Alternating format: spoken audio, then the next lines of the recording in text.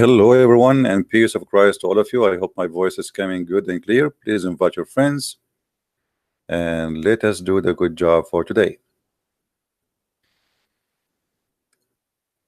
I saw some Muslims in the chat before I show up. I hope they will be there, because usually the second I start talking they disappear.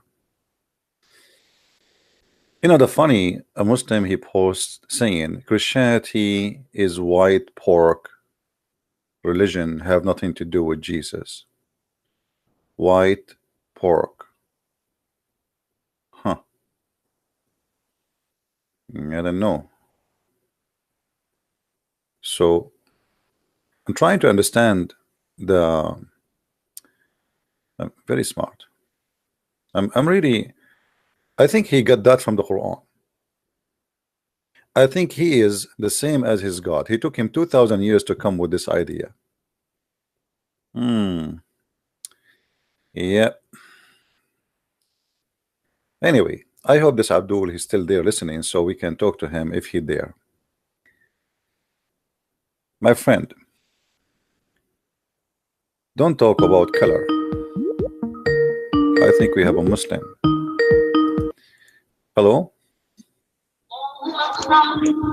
Hello? Yes, hello.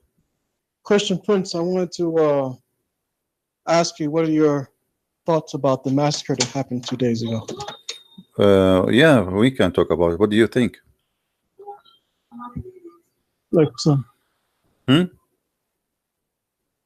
are a Muslim. You are a Muslim first, right? You are a Muslim, right? Yes. Okay. Do you condemn massacres? I asked you a question. What do you think about it? I'm asking you, do you condemn massacres? Oh boy, liars can never just answer a question. What do you think about the massacre? Do you condone it? I made a 3 hours video about it. You can watch it. I just want to ask you now. What do you think? Why want to repeat again and again? I'm asking you, do you condemn massacre yourself? So you can't just answer a simple question. No, I can answer it very simple. Anyone who kills innocent people, he's a filthy dog. So do you condemn your prophet killing innocent people too? My prophet never killed innocent people. Read, it's in front of you.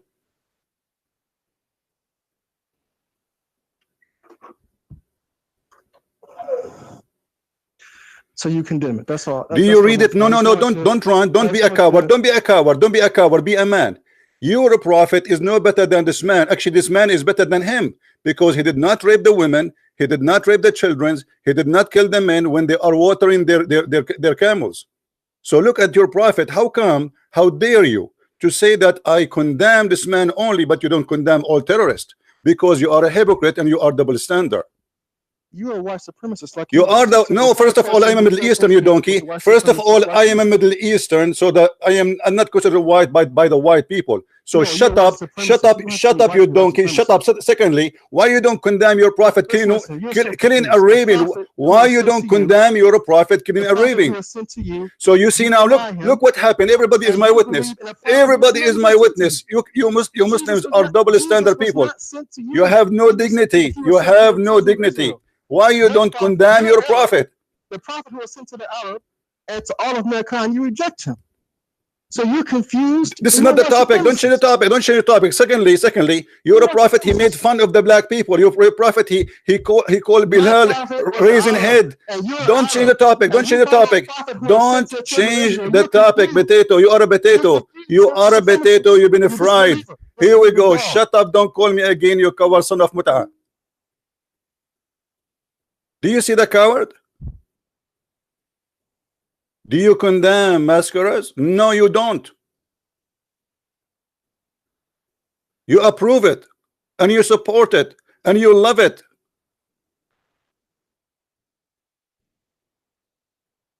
This is the truth.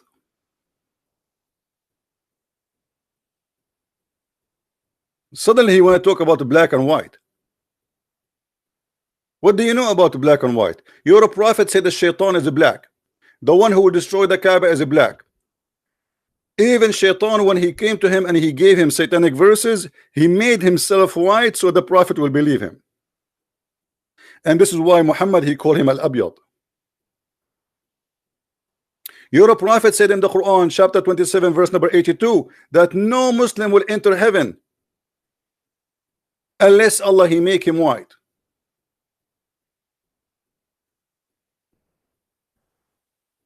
Do you condemn terrorism? Yes, we do. And this is why we are here condemning your prophet. And the coward, he will not read. That coward who killed those Muslims in the mosque, still he did not rape the women, which means he is, even though he is a cowardly criminal, but yet he did not do ugliness as much as Muhammad did. Muhammad did kill all the tribe. All the tribe, not 50, not 100. Thousands of men slaughtered in one day. And he captured all the women as they are goats. And he raped a woman, her name is Juria, in the same spot in the front of her family dying. Coward.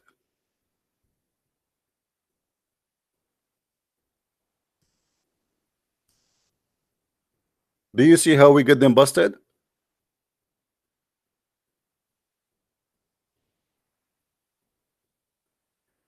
Is the mic clear, guys? Is my mic clear?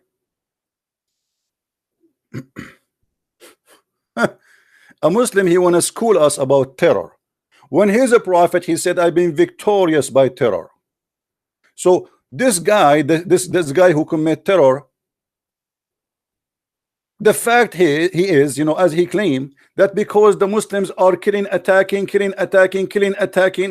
and he supposedly, because he's stupid, he decided to do something about it, which we don't agree. But the fact is, you are the one who is attacking and killing for the last how many centuries. And this guy, he went crazy because he said, look what they are doing. So for us, absolutely we don't agree with him. But because you are a shameful person, you don't want to say the truth. You don't want to say that it is you who go over the Christmas market and you go with your car and then the Muslim praise the killer. We did not see Muslims go in the street condemning going by a bus or go by a truck over Christmas people and killing women and children. Finally, there is a guy who is a crazy and they will make him a Christian now. Suddenly this guy became a Christian now for them. And suddenly he is a white person. Boko Haram is not white. Boko Haram raped thousands of Christian girls, kidnapped them from their family. Where is the Muslims going out in the street and condemning them? Nobody do. What is ISIS? What is Al-Qaeda? What is Al-Shabaab? You are organized crime religion. Organized crime, not only an individual. This guy is just a stupid individual. Your prophet is the head of a crime organization mafia. Read carefully with me. This is your books, not ours. Written by you, translated by you, printed by you, published by you, kept by heart by you because you are so proud about it. Your prophet, he was saying, I was victorious by terror.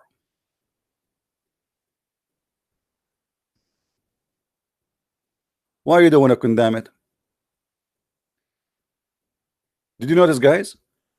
When I asked him, do you condemn all terror? He did not answer. I have 3 hours videos about it. Go watch it. Still there.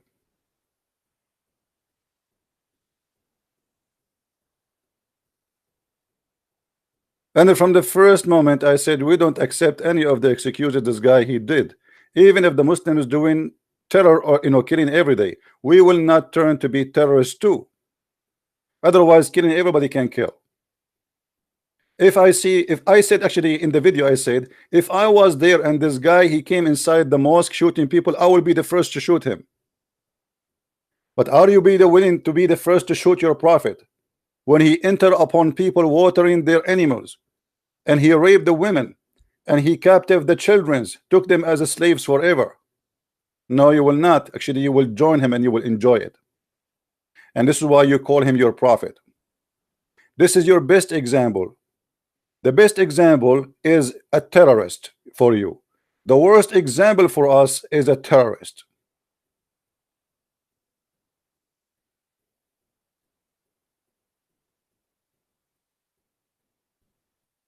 So, do you condemn Christian friends? Suddenly a Muslim, he is condemning terrorism. Your religion is about terrorism. Your belief is about terrorism. Your God is about terrorism. Your prophet is a head of a terrorist organization. And not only that, Muhammad, he said, I've been victorious by terror.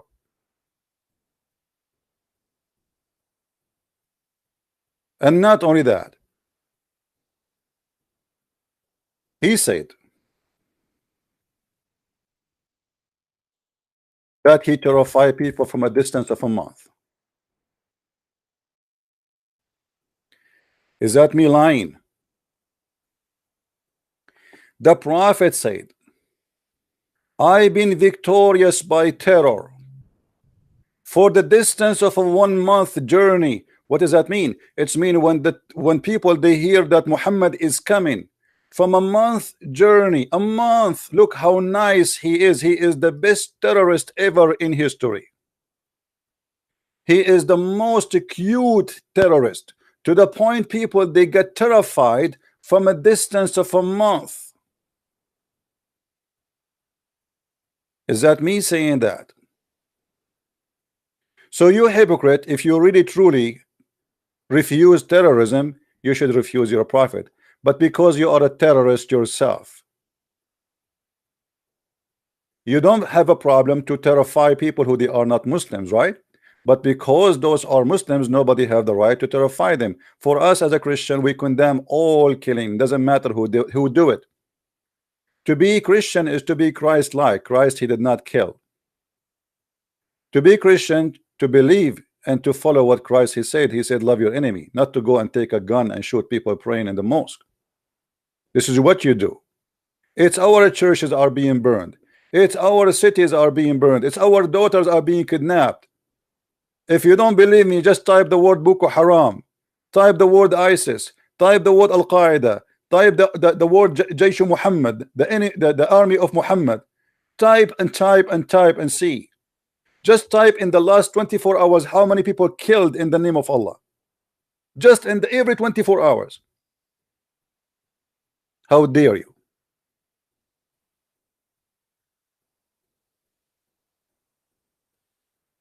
Do you see how hypocrites?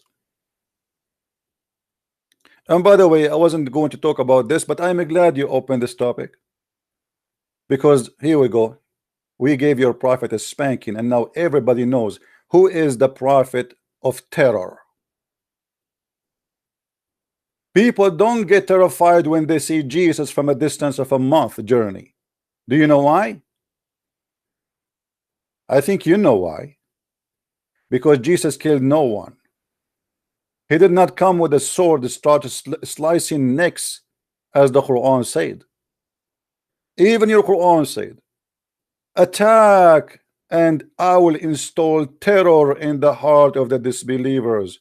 Kill them wherever you find them, which means even in the church you kill them. Even in the mosque you kill them. This is your Quran. And actually the Quran teach that if a Muslim, two Muslim groups, they fight together, the one who disagreed to agree with the other one, kill them. This is why Al-Qaeda, they have no problem to kill another Muslim. Do you see, guys, how they manipulate the news? They make it to work for their benefit. Suddenly, okay, now we are the victim. Suddenly, you are not the victim. Those who they are killed there, they are the victims.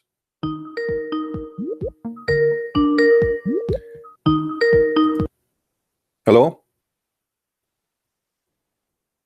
Hello. Yes. You hear me?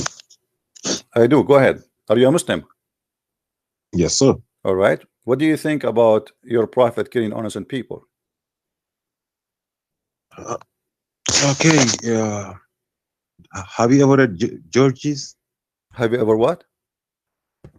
Do you read Judges 16:29? My friend, Do you know who I'm asking you about your prophet. I don't know Georgie. Say hi to Georgie in your way. I'm asking you. Your prophet killed women and children and killed people who they have nothing to do with him. Do you agree with him? No, I don't. Okay, so what do you think about Muhammad then? I said I don't believe he did. Well, it says in the front of you. Read the story. Read the story, and then we're gonna read your Bible, right? You can read as you wish. Go ahead. Okay. What is the story? Read it in front of you.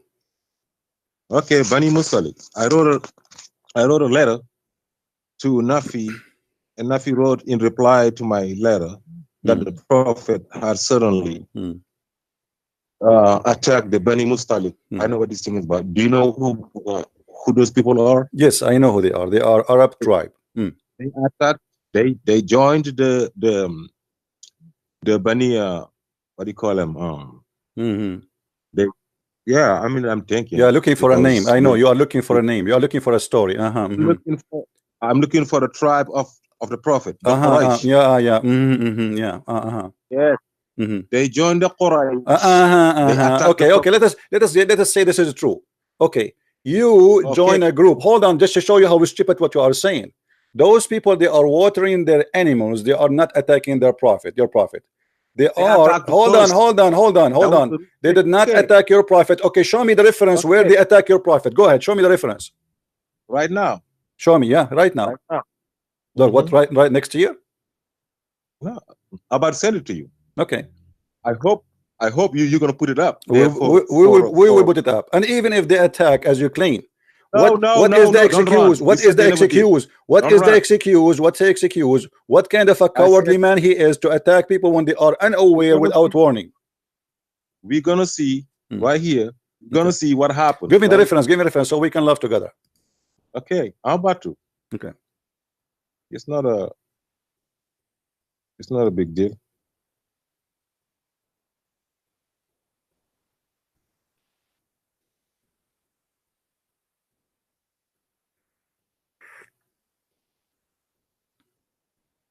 Do you want to call a friend? No, I'm not calling a friend. I'm looking.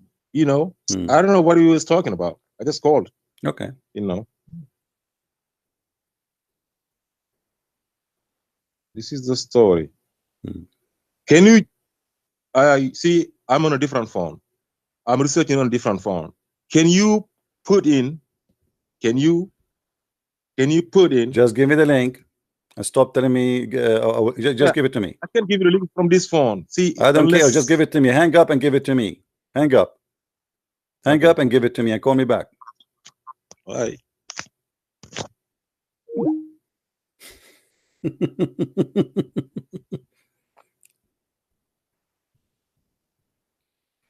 You know, I will go with his logic.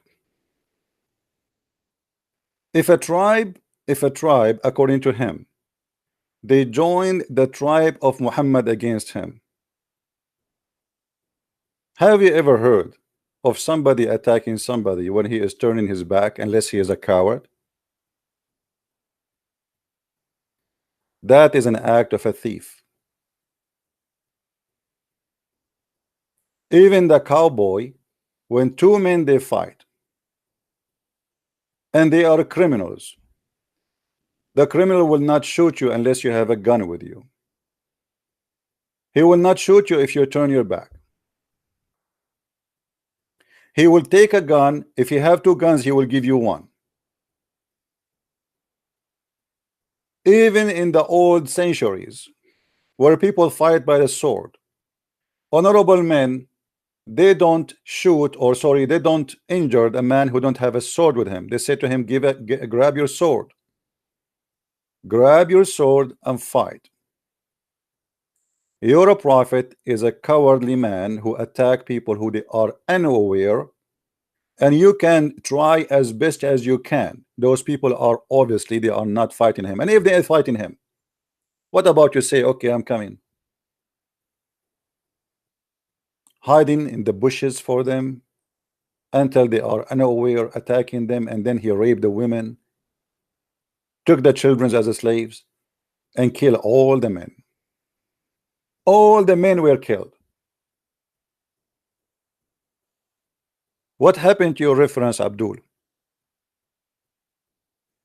Give me the reference so we can put it in the screen. All right. This is the reference. Okay, let me call you back and laugh together.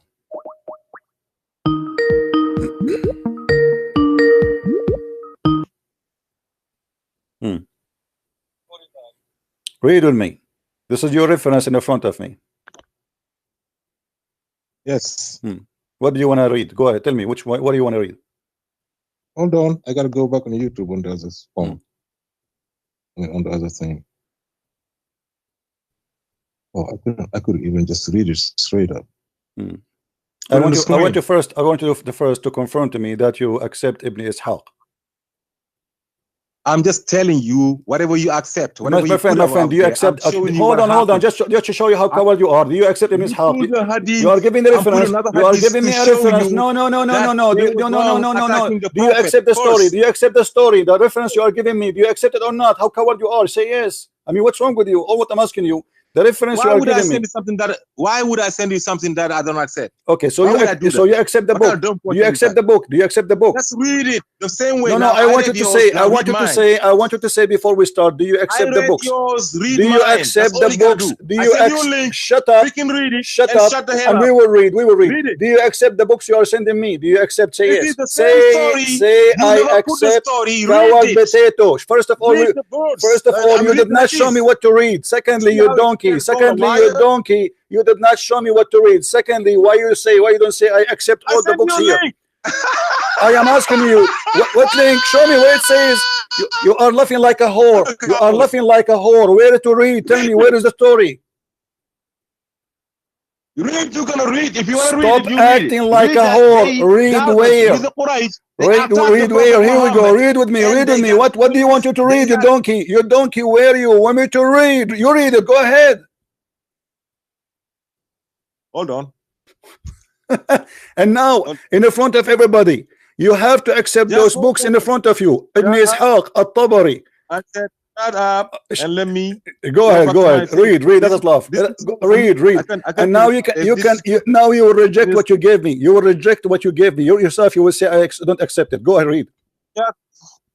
Yeah. Hold on. Where is it again? Why you don't start reading?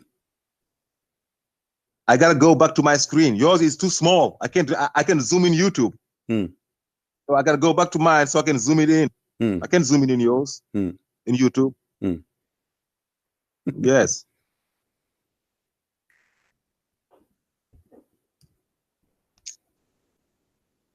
That's not a big deal. Just let me go back to my search and then.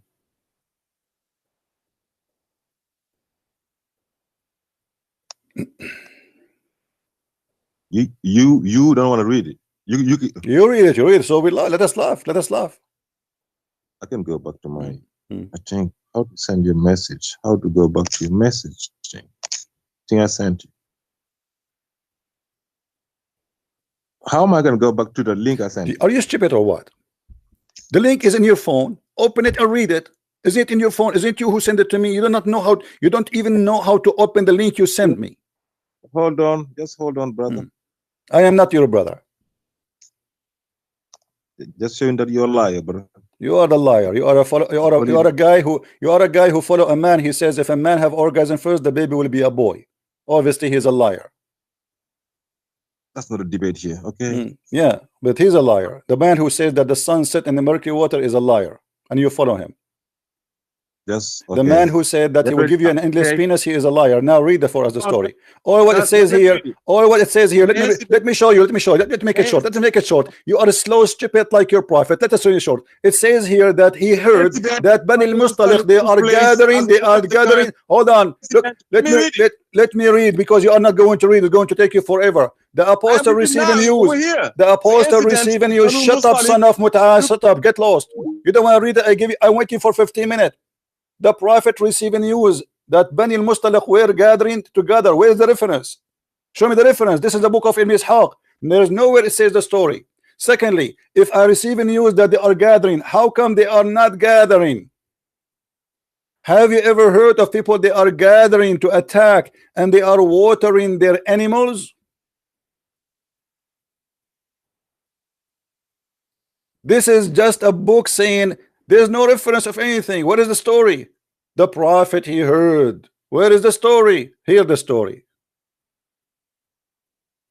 If people are gathering and they are getting ready for war, you will not find them watering their animals and they have no idea what's going to happen. And we ask the guy, give us the reference. Now if we go to Ibn Ishaq, we will find tons of stories about your prophet terror. And in the same book of Ibn Ishaq, Muhammad, he says, Ibn Ishaq, he said that he raped Juriya. Do you see here it says Abu Dirar, the father of Juriya, what Muhammad he did to her? Do you want me to show you? He raped her. Do you see it? In that day, the prophet he got Juriya. Let us say for the sake of argument, Muhammad he have a problem with the father of this girl. You go kill the father and you F the daughter. In the same day. And you coward, you don't want to read it.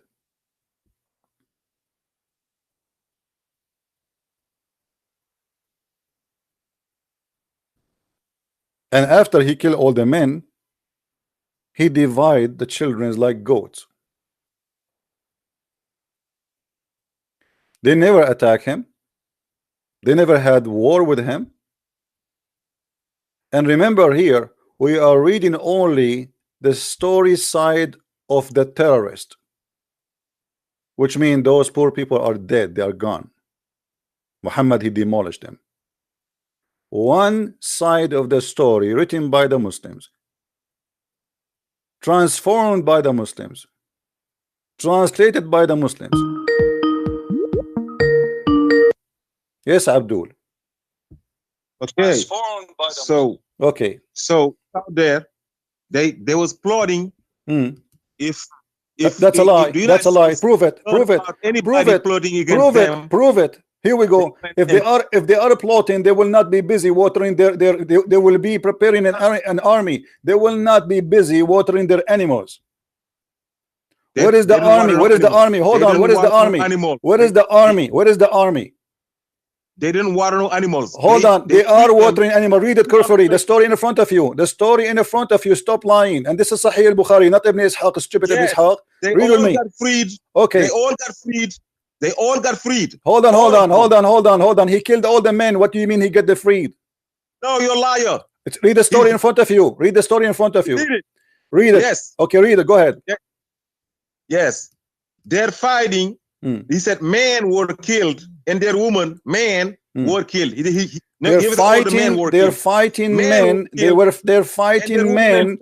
Hold on, shut up. They're fighting. Hold on, hold on. They're fighting men. They were killed.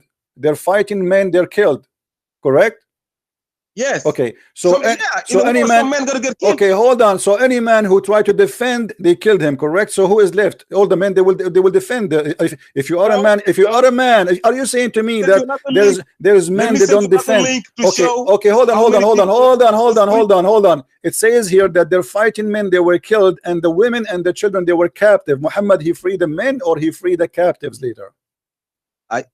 Show the other hadith saying how many people was left was freed later. Show me. Go ahead. Okay, I will. And why Muhammad he freed them? Do you know why? Just don't move. Don't say anything. Let me do it. Don't stop lying, brother. You are the liar. Muhammad he heard that the uncles. Muhammad he heard that the uncles of this tribe are preparing to attack him for revenge. Is that true? Just the coward Muhammad, the shish kebab. Just please hold on. Let me send it to you so you can read it. So everybody knows. Everybody will see. Yeah.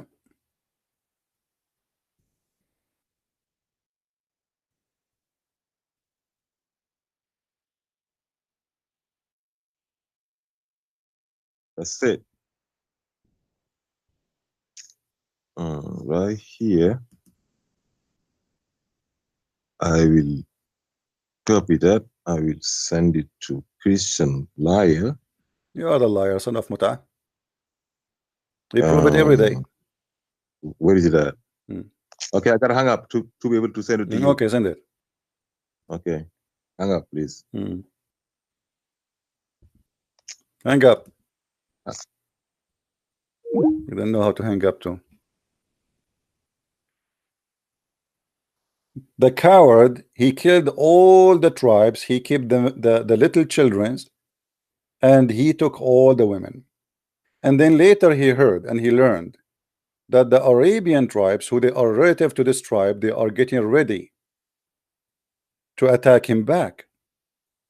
Give me the link, give me the link, give me the link. So we'll put it in the screen. No, Abdul, give me the link so we'll put it in the screen and we will laugh at you. Don't give me a text. No, give me the link, give me the link, give me the link. Can you read it first? Give me the link, give me the link, give me the link so we can laugh. No, give me the link. Shut up. Give me the link. I will put it in the screen so people will laugh at you. Give me the link, coward. And I know you will not give the link.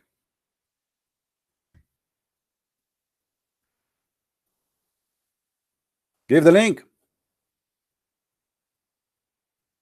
I'm waiting.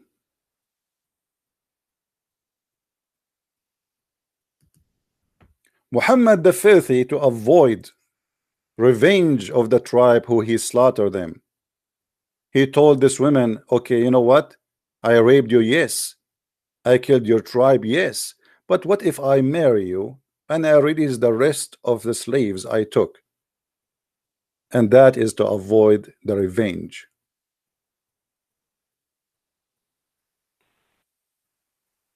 This is the whole story. The hadith says in front of us that in the same day he got Juriya as sex slave, and he raped her in the same day. And later, to avoid the revenge of her family, he said, I'm going to marry your daughter. Give the link, Potato.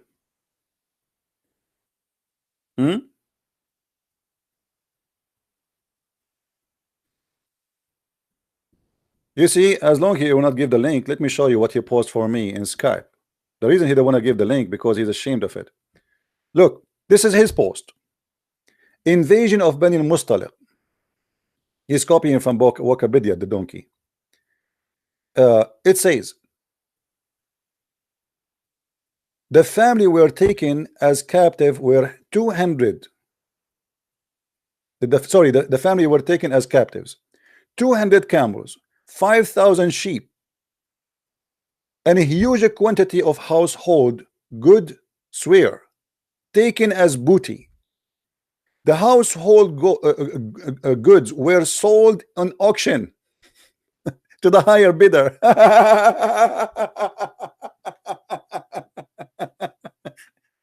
The guy in the mosque, imagine guys, if the guy in the mosque, he start robbing the wallet of those poor people he killed.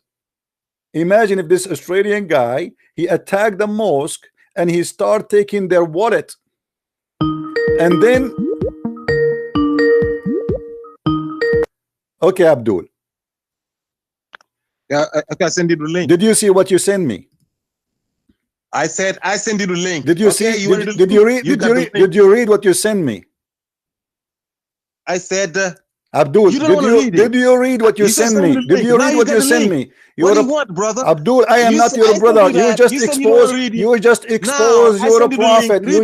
You just exposed. I did read the link. You donkey. Shut up. You're a prophet. He stole their goats and he took their money and he took 200 families as slaves. Is that correct? That's your link. Do you agree? He took, yes, and then yes. Okay, why he took 200 families as a slave? Because they was plotting to attack him. My friend, he killed all the men. Now who is left? The women and the children. The women will children. Read the end of it. The women and the hold on. The women and the children, they will kill him. Put it on the screen. I have it in the screen, they donkey. All got freed. Okay, no, Read to the because he end. married her later. Because later he heard that the news coming that the tribe of her people, they are coming to revenge. So he said, I will marry you and I will free Please. them. Let me Listen, ask you, Prince. hold on. Why? So why he took them slaves? Why he took 200 family as a slave? He killed all the men. There's no men to fight him no more. Why he took their money? Why he took their sheep? Why he took their camel? And why he captured 200 family according to your side? That's my side. He never killed all the men. He killed some No, men. he killed all other the men fighting men, which means shut up. Listen. They all got released. Listen, no. It says the story. It says he killed the fighting men, which means whoever can fight. Let me show you. Let me ask you. According to Islam, if you attack somebody, you kill only those who are fighting, holding sword, or you kill anyone who is a male. Everybody that was fighting against them got killed. Okay, hold on. Let us hold as prisoners. Let us see. Why do you read the end of it? We are reading. Let me ask you. So if you're a prophet, if you're a prophet, attack a tribe, do he kill only the male who they are holding sword, or even children's? I said, did they all get freed or not? Because he married her later. He made a deal so they will not attack him back for revenge. Read with me carefully. Let me get you busted, Abdul. This is your prophet. He killed all the male. He left always he leave male who they are children's. Very young. Read with me. Hold on. I'm doing some research here. Do you see it? Let us laugh. Did your prophet kill all the male, including children's? Yes or no? Where? It's in the front of you. Began where they were killed. You said I was among the captive. Well, who's saying this? You just read it. Later you will find out. Examined, and those who had begun to grow hair people were killed, and those who had not were not. I was among those who had not grown hair. So, what do you learn from this? What did your prophet do when he attacked people? What did he do? He killed them. Okay, he killed who? They would have killed them too, right? No, hold on. He killed who? He killed people that was fighting him. Hold on, they are not fighting. They are now prisoners. No, they get released. Abdul is stupid. Read in the front. Hold on, everybody is laughing at you now. Here, shut up, you donkey liar. It's in the front of you. This is. Hold on. First, the link you gave me have no reference. This is not even hadith. No. Hold on. Here we go. We have. It says that anyone who did not grow hair, we killed him. That means shut up, you liar. I will call you back after I can read, because you will not let me talk. Guys, read carefully with me. All the male. They are prisoners, because there's no way you are going to check their balls and they are fighting you now. Right? They strip all the men and they start examining all the male, including children's, and the one who have a growing hair around his pubic area, they slaughter him. Muhammad, he killed them as prisoners, not as fighters, including children's, because Middle Eastern, we grow hair very early, in the age of 7, 8. You have hair. And this coward, he will say he freed them. He freed later who? The one who survived, the children's, who they are not growing hair. Anyone who grow hair, Muhammad, he slaughtered him immediately as a prisoner, not as a fighter. Now I will call this kid and let us see how he can read this, and you will see he will not read it.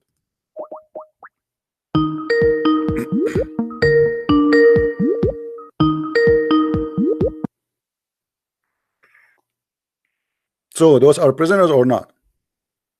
What's that? Those are prisoners or they are not? They got all released. Why don't you read the story? Read the story in front of me. The one is killed now in front of us here in this story.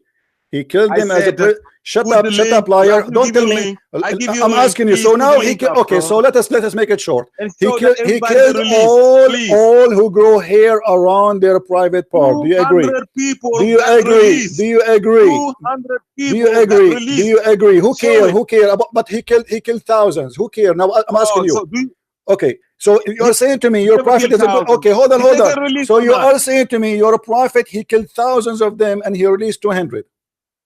I said, did they get things or not? And why he released them? Because he married a woman. Is that correct? Is that correct? Hello? Yeah. Why he released them? Is that because he married the women? He released them. Why he released them? Is that because he married the women? Why he released them? Is that because he married the women? I'm asking you. Did he release the left? Did he? Oh, so let us make it straight. According to you, your prophet is a good. Your prophet is a good guy. Shut up, you idiot. Let me talk. You can't talk at the same time. According to you, he married the women after he raped her in the same day. He killed all her family, and then he released some of who left. Where he said he raped her on the same day. It says in okay, Never. Okay, here we go. Okay, here we go. Here we go. It's in the front of us. Show me. Read it. Show me. Read it. Go ahead. Read it. That's me. Are you? It's in the front of you. What? It's in the front of you. What? It says وَأَصَابَ يَوْمَئِذٍ جُورِيَّةً and he F يَوْمَئِذٍ جُورِيَّةً and he did F Juriya in the same day. Read it.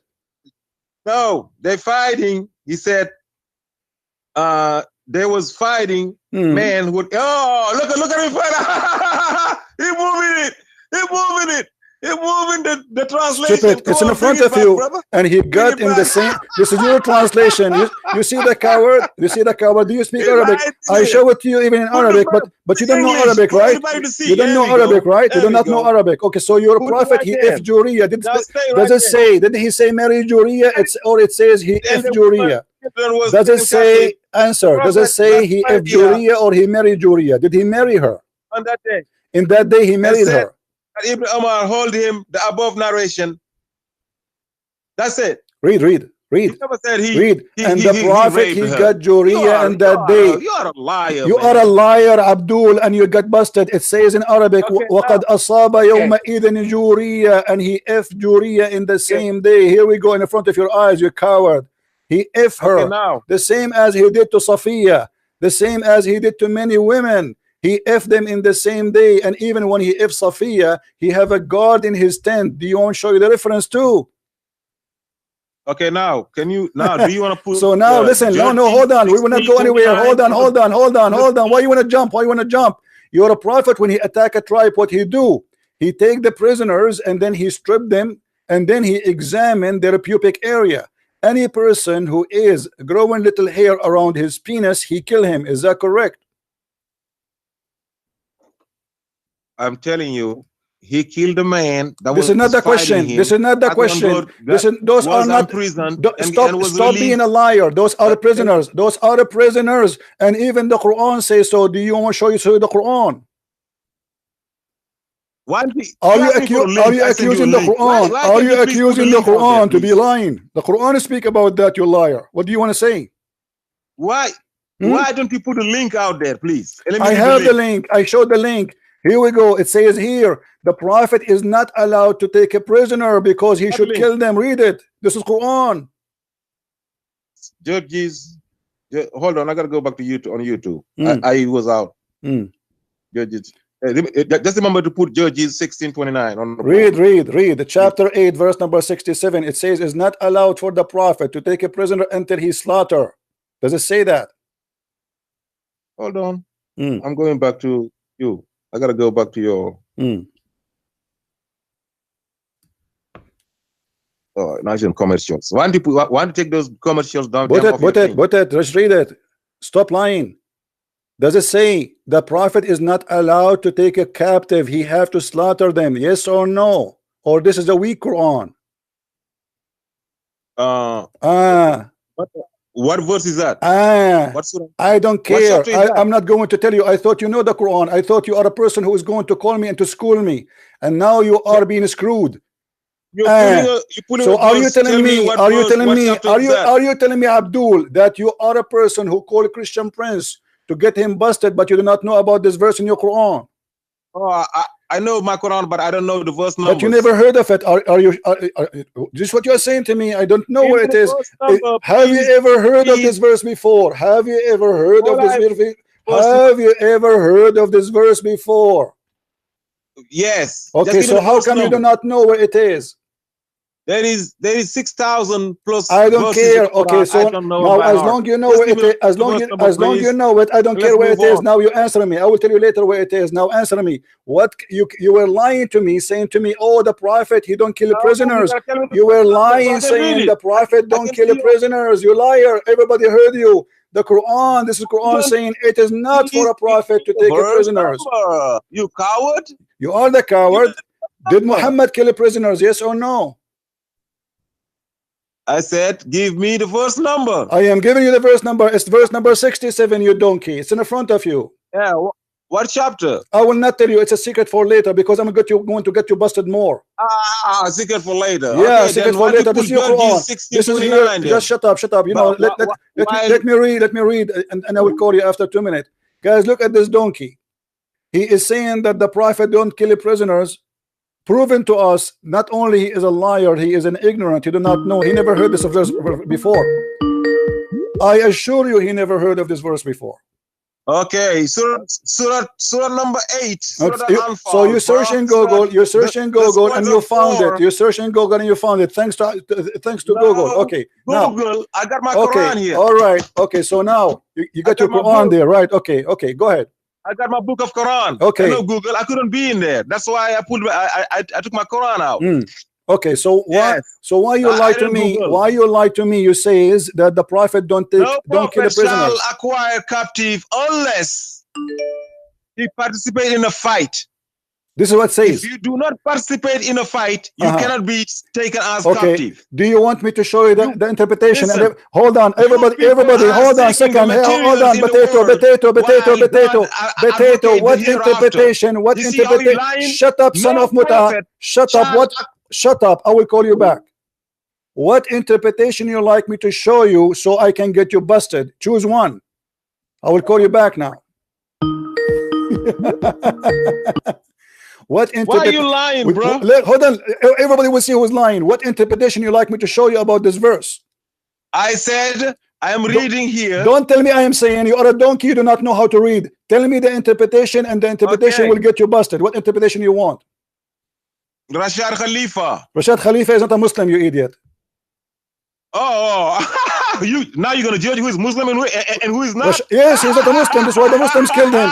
Abdul, okay, hold on. Are you a follower of Rashad Khalifa? Are you a follower of Rashad Khalifa? Hold on. Are you a follower of Rashad Khalifa? I said, put it out there. I am asking you, are you a follower of Rashad Khalifa? That's not your He claimed that he is a prophet. He claimed that he is a Shut up, son of donkey. By the way, give me the Rashad Khalifa. This guy, he is a follower of Rashad Khalifa. Rashad Khalifa was killed in Arizona just a few years ago. Let us laugh together. Listen, Abdul. Do you follow Rashad Khalifa? Do you follow Rashad Khalifa? Say yes. Okay. Do you accept Rashad Khalifa? Oh, what I'm asking you, do you accept Rashad Khalifa? What I'm asking you is to put it on I am asking you. You put it. I don't have. Hold on, potato, son of Muta. Why you don't give it to me? I will put it in the screen. Okay. And I am asking you now. Do you accept Rashad Khalifa? Hang up. I give it. Don't go. Before you go, do you accept Rashad Khalifa? Yes or no? I said hang up. I give it to you. No. Before you give it to me, I want to be sure you say I accept Rashad Khalifa. Actually, now he got himself even more busted. You see, they are like monkeys from place to place to place to place. We got him busted in the hadith. Now he want to jump, and then we got him busted in the Quran. And now he want to show me interpretation of a guy. His name is Rashad Khalifa. And you will see now soon why he will regret mentioning Khalifa. And he will say, no, I don't accept Khalifa no more. I'm waiting for you.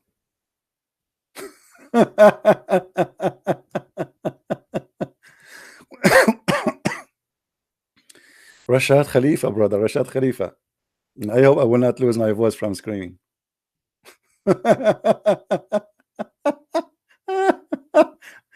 I mean, this is fun.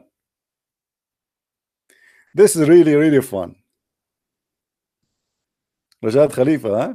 I will make you be sorry. Yeah. Do you know why he chose Rashad Khalifa?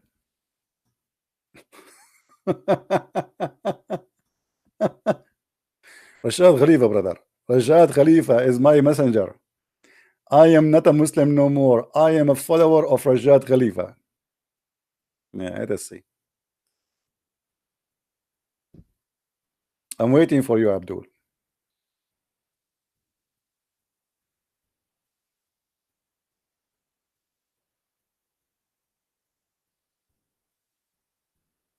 What happened?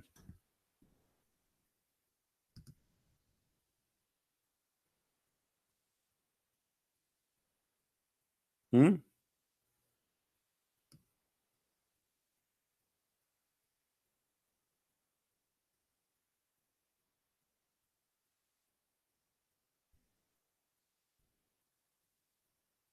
Coward.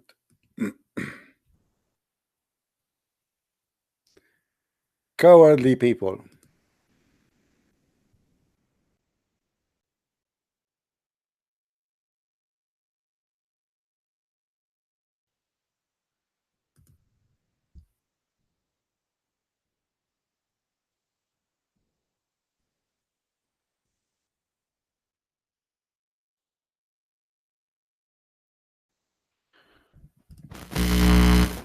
Oh boy.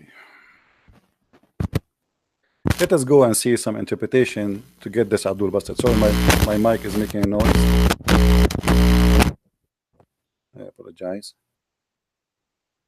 I'm trying to fix it.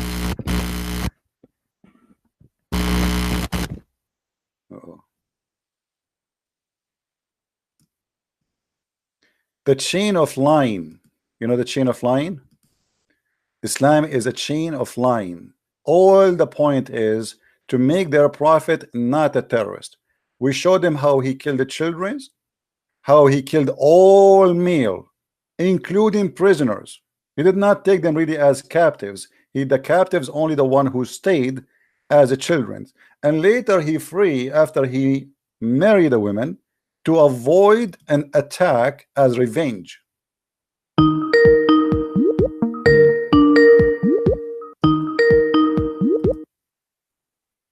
Yes, Abdul.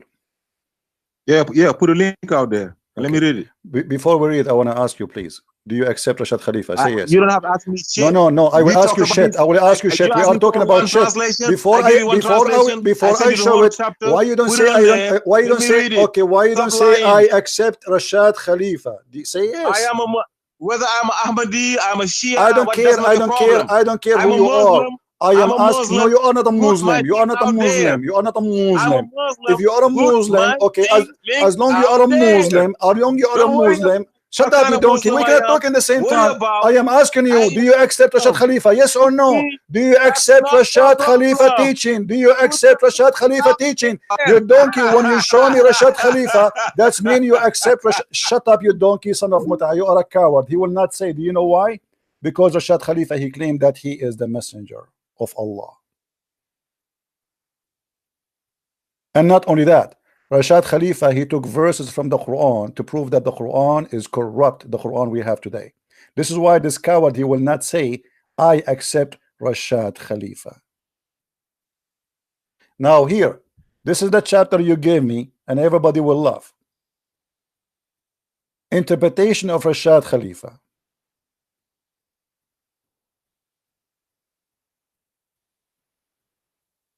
Call me and tell me I accept Rashad Khalifa. Yes, Abdul.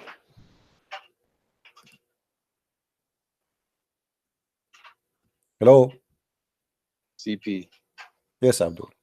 How you doing? I'm fine. Let me plug my headphones in. Give me 1 second. Can you hear me? I hear you. Now, what do you think about this guy? He said he sent me Rashad Khalifa. I don't know about that. All right. No, no, don't tell. No, that's not to jump. Come on, answer me. Be honest. Why I don't know? I mean, suddenly you do not know. You Muslim, you do not know. I'm asking you. What do you think about Rashad Khalifa? And by the way, the idiot, he sent me translation of Rashad Khalifa, not interpretation for the verse. What does he say? What's Rashad Khalifa about chapter 8, verse number 67? What do you say about that verse? What do you think about Rashad Khalifa first? Is he a Muslim? Is he a Muslim? I don't know about his specific interpretation of that verse. He don't have interpretation. This guy, he's an idiot. He just made translation. This is not the question. Let's go back to the verse then. Okay, I'm asking you now, what do you think about Rashad Khalifa? I don't know. If you don't know, I will hang up on you. You are being no, don't hang up. Come on, let's talk about the verse. Okay, so don't tell me I do not know. What do you think about Rashad Khalifa? What do you think about Rashad Khalifa? Let's talk about the verse. Come on. Okay, no problem. We are talking about Rashad Khalifa first. We have his Quran. Come on. Why do you accept Rashad? Do you accept? Why Muslim? They brought for me Rashad Khalifa. Now they don't want to talk about Rashad Khalifa. Let's talk about the Prophet. We are talking about Muhammad in the same time. Do you accept Rashad Khalifa? Either you say yes or you say no. I don't accept. No, I don't. You don't. Why don't? Okay. Why you don't? Because I only accept authentic. Why he's not authentic? Why he is not authentic? Because there's some people who accept him and some people don't. But okay, is he a Muslim for you? He claimed to be a messenger of Allah. That's between him and Allah. No, he claimed to be a messenger of Allah. Is he a Muslim? No, I don't accept that. No. Okay, so he is a false Muslim, correct?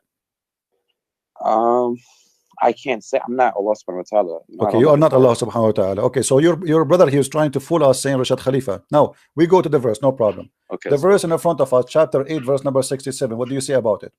All right, let me, I'm going over to YouTube.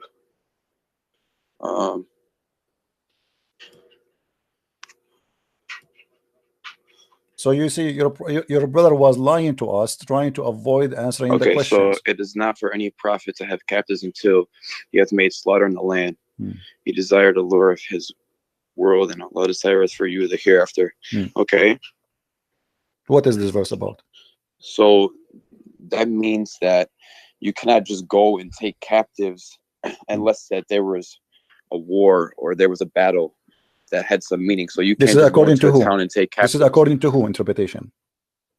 We'll look at the verse. I'm asking you, is that according? Okay, I will give you three options. You tell me. I will give you three options. Is that according to the grocery store guy, or falafel store guy, or Ibn Kathir, or Al-Qurtubi, or Al-Tabari? It is not for any prophet. Okay, my friend, don't tell me. Suddenly you became an expert. I'm asking you. This is according to who? The meaning you give me. No, I'm not giving you me. I'm just reading the verse. So no, you are not reading the verse, because it doesn't say what you are saying. It says it's not for any prophet to have captives unless he has made a slaughter. So you have to make a slaughter, not go to fight. You have to slaughter. Right. Do you see the word slaughter? Yes. Okay, so you have to slaughter, not to take captives. What the verse saying? Why would they slaughter? Because he don't want to have captives. He want to slaughter them. This is what the verse saying. No. Okay. Hold on. Okay, my friend. Let us not waste our time. Let us not to waste our time and your time. No. Look, Numbers 31. Don't tell me look. Don't tell me look. Don't tell me look. This is a Jalalain. Do you accept a Jalalain? Do you accept a Jalalain? It's the same thing in the Bible. Do you accept a Jalalain? You're gonna hang up. Do you accept a Jalalain? Give me any interpretation. Do you accept a Jalalain? Okay, it's in the front of you. I had to close YouTube because it skips forward. I can't hear. It skips. So you read it. Read it. No, I do not know how to read. I'm illiterate. You read it. Go ahead. I can't. Hold on. I mean, it skips forward when I'm on YouTube. I can't hear the voice play of each other. But look, you're so worried about Prophet Muhammad alayhi salam killing when you see in the Bible the same thing. You just don't understand the context. You're saying, oh, Jesus came as peace when he said, I come to bring the sword. And did Jesus kill anyone by the sword he's talking about? Did he have a sword? He killed people with it. You got to understand, Jesus alayhi salam was a great prophet, and he came for what? 30 this is not the question. Did Jesus kill anyone? This is not the question. Look at Moses, though. This is not the question. This is not the question. This is not the question. Did Jesus kill anyone? From all 12 tribes. This is not the question. 12,000 people. Change the topic. You are changing the topic. Did Jesus kill anyone? Did Jesus kill anyone? Did Jesus? You mentioned to me. Okay, so you mentioned to me a verse about the sword. You are lying to us. This is not about the sword. Moses, didn't he? Okay, hold on. Let me ask you about Moses. Isn't it Allah? He ordered Moses in the Quran to slaughter the Palestinians. Yeah. Okay, why? What did Moses? Why? Well, I don't know. Why did he do it in the Bible? Okay. Why did he lead 12,000 in the No. Bible? Why did he kill? No, why did he hold kill on. pregnant women? The Why Bible did he have a rip story. pregnant You women see, open? the funny about The your little ones Quran, are the funny dashed to about the your ground. Quran. Why? Okay, the funny about your Quran. There's no story in the story. Suddenly, we hear that Allah, He said to Moses, "Go and take the land I assigned to you." Yeah. Okay, does it say the same in the Bible that I assigned the land, just kill the people just to take it? Yes, it does. Okay, Go read Numbers 31. Go okay, read it. read the verse. Pull And it let up. okay, read the verse, and let us read together. Go ahead, Yeah. and I will show you the verse in the Quran. Hold on.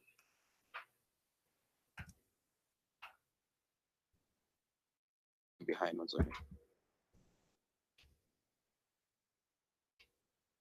Add.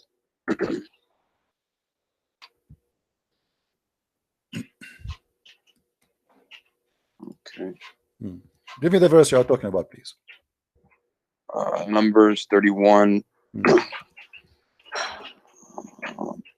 think it's are you pulling it up? Okay. You tell me. Did you pull it up?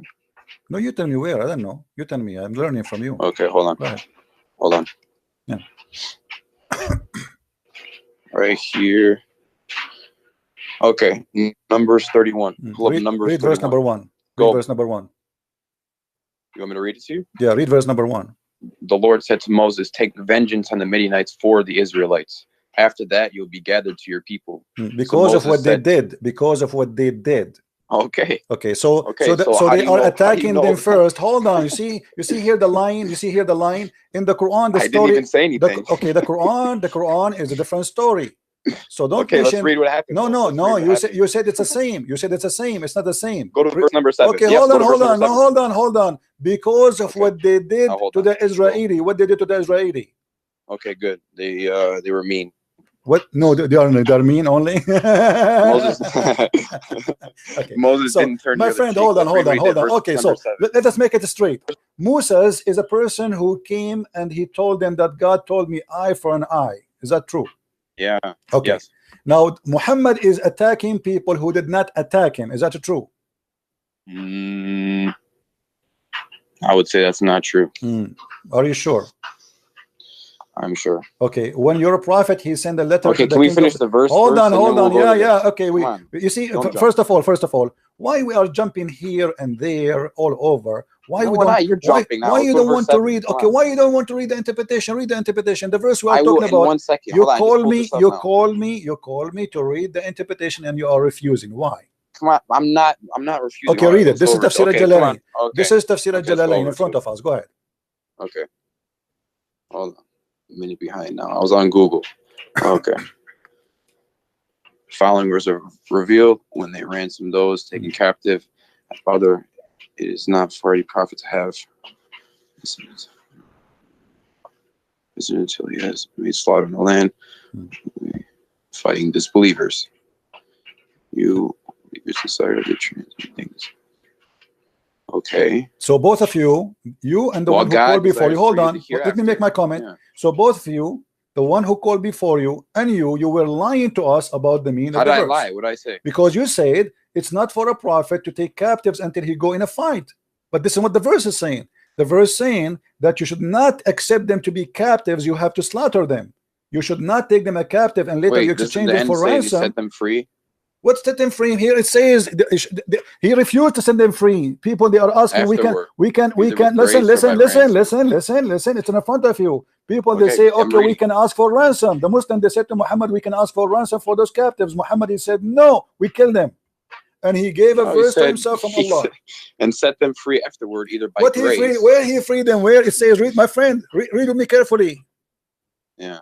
It says here this is abrogated, later abrogated, because Muhammad, when he need money, he don't slaughter, and when he do not need money, no, he needs to spread the word of no. He says no. Hold on, and he freed them afterward with the grace or by ransom. Do you see it?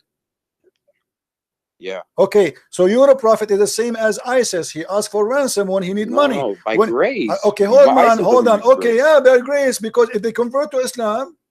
Yeah. Okay, thank you very much. So you're a So if prophet. the Lord wants to be worshipped, Hold you on, think hold the on. Lord wants Okay, pagans? so No. but the So how verse did the verse in the message front go of in the us Bible? says that you're a prophet says that Allah ordered him to kill all the captives. Yes or no? In this particular situation, hold on.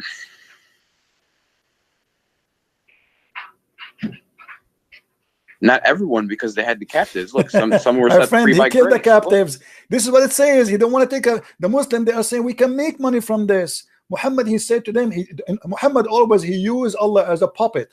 When he wants something to happen to No. silence them, this is what happened. So the Muslims, they used to capture people and then release them for ransom. It's a great business. So now Muhammad, he is afraid if he release them now and he do not need money. Why am I going to free them? Those are my enemy. Let me kill them all. So he killed them all. Where does it say he killed them all? It says it's not allowed for a prophet to release for the sake of ransom. He have to make a slaughter. Read carefully with me. I don't know. It's not allowed for him to take captives. What does that mean? It means they are captive, but we cannot. It means we cannot that you keep can't them as just go captives. somewhere We and take a cannot captive keep them as unless you got into a captive. battle. We cannot. No, they are captive already.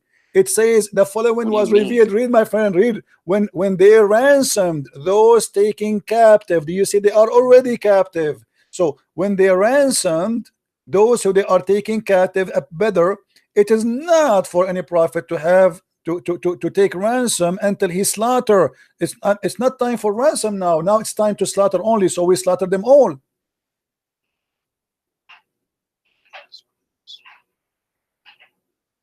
So then who did he set free then? This is later, different fight, different time. What do you mean? They are saying later this verse is abrogated. This is abrogated. The verse abrogated by time, maybe a few years after. Abrogated. What do you mean? What do you My mean? friend, How's it says, hold on. Free? It says the Almighty God abrogated by his words, and he set them free either by grace or ransom. And he said to you, 474, question 7. So quotation 474. So he got money. So later, oh my friend, later there's verses came because Muhammad, he changed his religion, depend in the situation. And he claimed always that Allah, he changed rules, right? So now it says it clearly. What about we show you Ibn Abbas? I mean, why Muslims are going in denial? It's not for any prophet, not a proper for any prophet to have captive. Do you see it? Yeah. Okay. From among the disbelievers until he has made the slaughters. So until he conquered the land. So conquering the land have to happen by slaughter, not by taking captive. Yeah, look, until he conquers in the land by means of fighting. Read. Okay. And then it says, so, and you desire, which means, look, you desire to lure for this world by taking ransom from a prisoners. Okay. This is what the Muslim desire. They desire to take ransom. Muhammad don't agree. Okay, can I ask you something? Am Go I ahead. wrong? Okay. It says here, until he conquers in the land by means of fighting. So when you fight, it's one against someone else. It means someone's fighting you, you fight someone.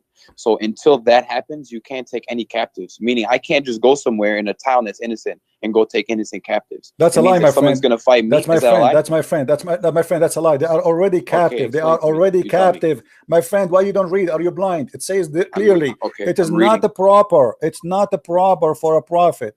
For a prophet to have captives from among the disbelievers until he had legislator, until he conquer in the land by the means fighting. He desire to lure in the Lord by taking ransom for prisoners of Badr. They are prisoners of Badr. This is about specifically about the prisoners who already they are prisoners. They are prisoners of what? Of the battle of Badr. Muhammad saying to them, we are not going to accept them to be captives. We have to slaughter them. You want ransom? I don't want ransom. And he gave them this verse.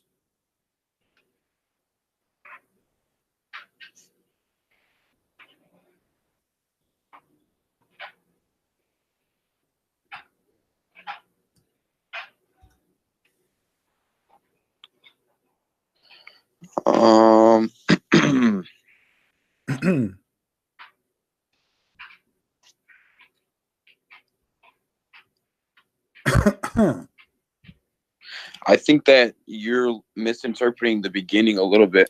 My friend, this is your interpretation, and now I am misinterpreting the interpretation. No, It says, I think that you're it not says, my friend, understanding it says they are prisoners of Badr. Does it say the word prisoners of Badr? They are prisoners already.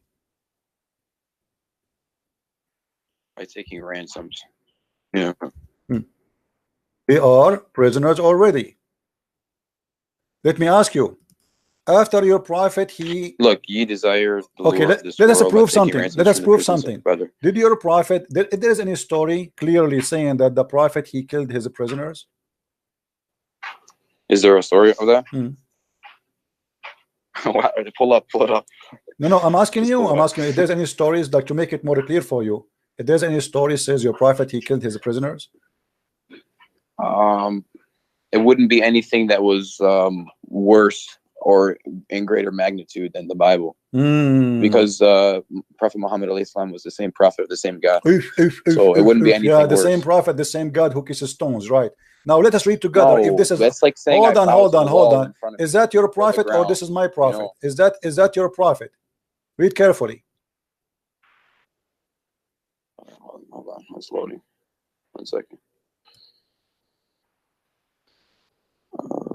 It's killed except one. She was back and belly extremely.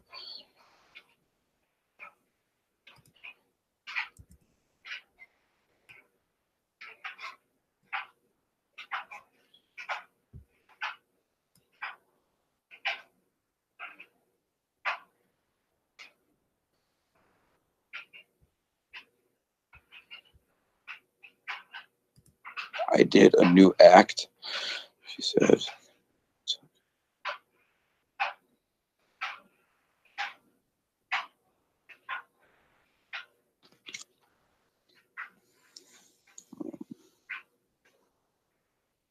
So she was the only one that was killed? This is another question. No, I'm asking you. I don't know. I'm asking you, are they prisoners and he was slaughtering them? She was killed. This is another question. I'm not talking even about her Muhammad, now. I'm not even talking about her. Was he slaughtering I'm learning his too, man. Was he slaughtering the prisoners one by one? Everyone else besides the women, yeah, because that was okay. So they are prisoners, and he was slaughtering them one by one. And this poor woman, she was watching her tribe being slaughtered, and she went crazy. Why you're a prophet? He slaughters the prisoners. You just said to me that it is not true. The prophet he slaughtered prisoners. well, what time was this revealed around? I don't care. This is now. Come on. Let's no, be it honest. Depends, you see, I'm look, trying to find. I'm trying to find an honest Muslim when he speaks to me. Find the same thing. Okay. Sometimes Hold on. we don't understand it. We see killing. Don't tell me understand. Don't tell me understand. They are prisoners of war. If you look in the Bible, hold on. Okay. No, okay. You can show me from the Bible as much as you wish. Show me where the prisoners. You don't let me. You asked me to read number. I showed you that you are wrong. In number it says no, due to them. Didn't finish reading it to you. It says due to them as they did to you. But let me read it, though. Hold Can I on. read it? The Jews, in the first verse it says that. In the first verse it says that, because my you'll friend. never find Quran. Yeah. You'll never find any Hold hadith like this in the Don't Bible. change it. You are, all what Never. I'm saying, you are trying to change the topic. This I'm is not. the whole. I'm telling you yes, the same thing. This is the. No, They're it's not the killing same. worse No, in it's the not Bible. the It's same worse. thing. It is You'll not. never find this, my friend. Okay, then I'll read this, and you pull up a verse from the Prophet Muhammad. My friend, hold on. Why? Let me read this, and then you pull me a verse up. You can read as many as you wish. Okay, then let me read it now. Stop playing games. First of all, why you would lie to me? Why you would lie to me, saying to me it doesn't say. It doesn't say. No, you are the one getting busted. Why it says? Why you said he did not kill the prisoners? Why did lie to us? He did kill prisoners, just as Prophet Muhammad did. So now he did. So now, okay. So now he agreed he did. Okay, why he killed this woman? Why he killed this woman? He killed one woman. Why he killed her? I don't know. Let's read. For she is laughing. They fought against Midian. So according to Islam, if somebody is laughing, you kill him. If she is a woman. No, that's not what happened. So this what happened. Read it. No, it's not how you're taking it. You tell me how it is. No, you tell me. No, you tell me. Okay, you tell me what happened. You tell me what happened. Okay, let me go back to it 1 second. And I got this verse in front of me. You're gonna let me read it after or no? You can read as many as you wish. I know I can't. You don't let me. Okay, well, my friend, why you don't want to tell me why he killed? Okay. So first of all, we read no woman was killed. Okay, so no woman besides this one. Let's read why she was killed. She was laughing, right? She was talking and laughing. She was laughing while her people were being killed, and you're acting like she was in terror. What was she laughing about? Because her family are being killed. She went mad. She's laughing. It's funny. She went mad. Obviously, she is in drama. Or was she crazy? Was she a crazy woman? Okay, so you are saying know? to me, if somebody is a crazy, if a woman, she is a crazy, this is the mercy of the Prophet. He killed her because she's a crazy now. Well, I don't know what was happening, but she I was am laughing, asking you, so my she friend. clearly didn't care about what was happening. No. You see, you are trying to avoid.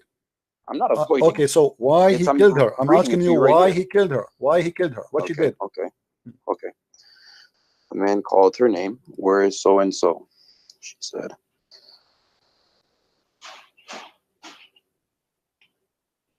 I did a new act.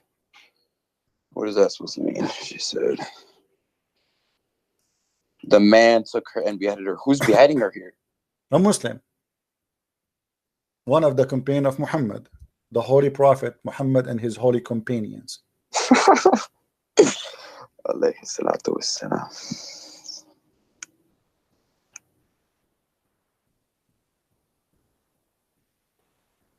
I did a new act. Yeah, he beheaded her, but I don't know what I did a new act. I'm stuck there. What does that mean? She's going. Imagine, my friend. Imagine, God forbid, somebody is killing all your family in front of your sister. Isn't she going to go crazy? My family are not like those people, though. Oh, your family are honorable people. Well, I'm just saying this. They're not like those people. Why they are not? Why they are not? They are not a human. So your family are a human. No, those are animals. I'm not saying that those people are not so human. What do you mean? So what do you mean? She is a Jewish woman. She worship God. No, she wasn't Jewish. Those are Jewish. Don't you see? It says Bani Qurayza. Yeah. Okay, Bani Qurayza are not Jewish now. Since when? Okay. Well, this one woman. Whatever happened with her, she was killed. Okay, based on they this, only killed one woman there. Based on Islam, based on Islam, should Muhammad be killed for this crime? For Muhammad should be killed for this crime? No. Why? Okay, let's go back to this verse. This is why. Okay, look. These are the same type of things that were happening in the Bible. Look, don't change the topic. Don't change the topic. As the Lord commanded Moses. No problem. The same as they did to them. They did to them. No problem. Okay, and killed every man. But here, Bani Qurayza, they did not take any slave women from the Muslims. Okay. Look. They did not rape any slave women from the Muslims. Were the 5 Hold on. Don't change the topic. Now, of Midian. Your prophet, he killed the women who she is laughing. Should your prophet being killed according to the Sharia law?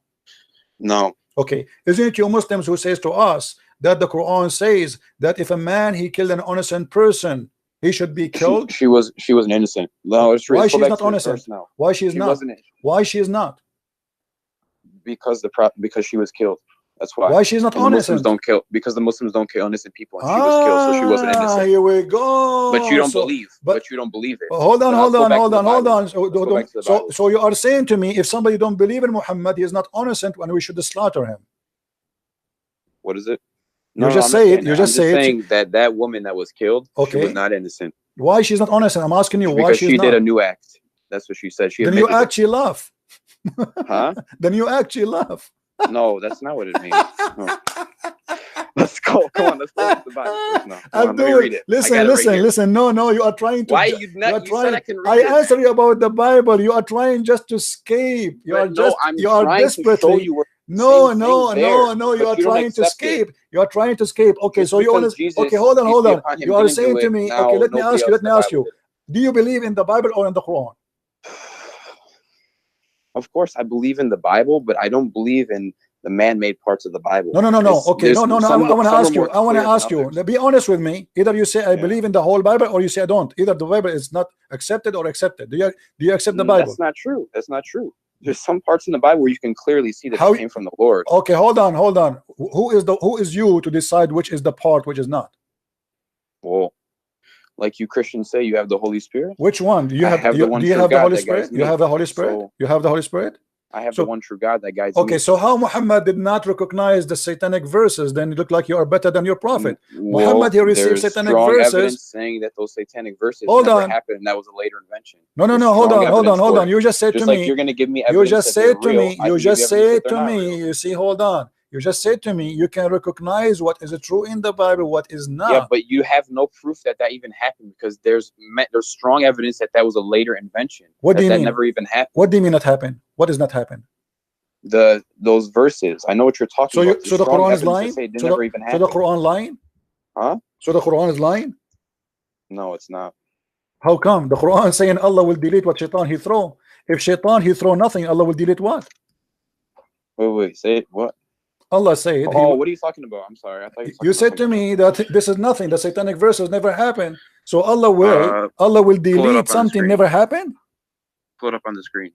It's in the screen. Okay, hold on. I'm going to it now. I'm behind. I was on Google. I'm sorry. Hold on. Messenger of Prophet with you, but when he recited.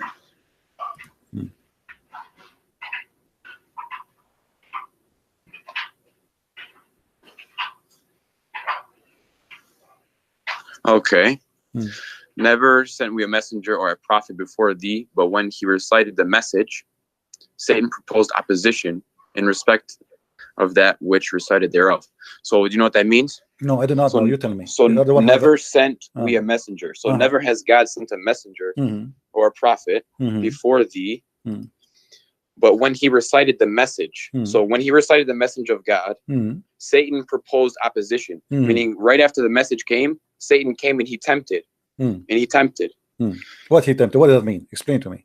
That means he came and he tried to give opposition and he tried to turn him away. What does that mean? Like how you see, why did Jesus go out into the desert? Okay, this is okay. Hold on. It's the same thing. It's the same thing. Let us laugh together. No, when Jesus went to the desert, or he did not actually go to the desert. This is funny. There's no desert. When Jesus he did fasting, right? Shaitan he tried to tempt him, but he failed. Here he was successful. Yeah. Because Shaitan, Allah saying, I will take what Shaitan did. Correct? I will take it from where? I will take it from the Quran. No, he abolishes that which. Abolish it from where? Abolish it from where? Abolish it. That means the power of Allah is stronger than Satan. Abolish it from where? From his temptation. So, like every time. That's not true. That's not true. Okay, explain to me what happened exactly. The temptation you are talking about. Tell me the story right now. Hold on. Tell me the story. Okay, this is the story. I'll give you an example. Okay. Okay, just like okay, look at the golden calf. Look at the story of the golden calf. So the people made the golden calf, and was that around the time? Was that 10 Commandments or was that Abraham? I'm sorry. Is look, what it's trying to say is every time that there's a message that comes, Satan comes and he tries to skewer that message. He tries to mess it up. He tried only, or he put really, or he put really. Did he really put, or he tried only? Huh? Was he successful to put in the mouth of Muhammad? No, Did Muhammad speak? Of course not. Okay, read with me. This is Tafsir al-Jalalain, please. Okay, hold on. Yeah. Okay. Okay. I'm reading now. Tell me to scroll down when you are, like when you want me to scroll down for you. Okay. Is the whole writing showing or not all? Yeah, it is until subsequently at the bottom. Now it's so I'll let you know. I fix it. Go ahead. It's not been commended.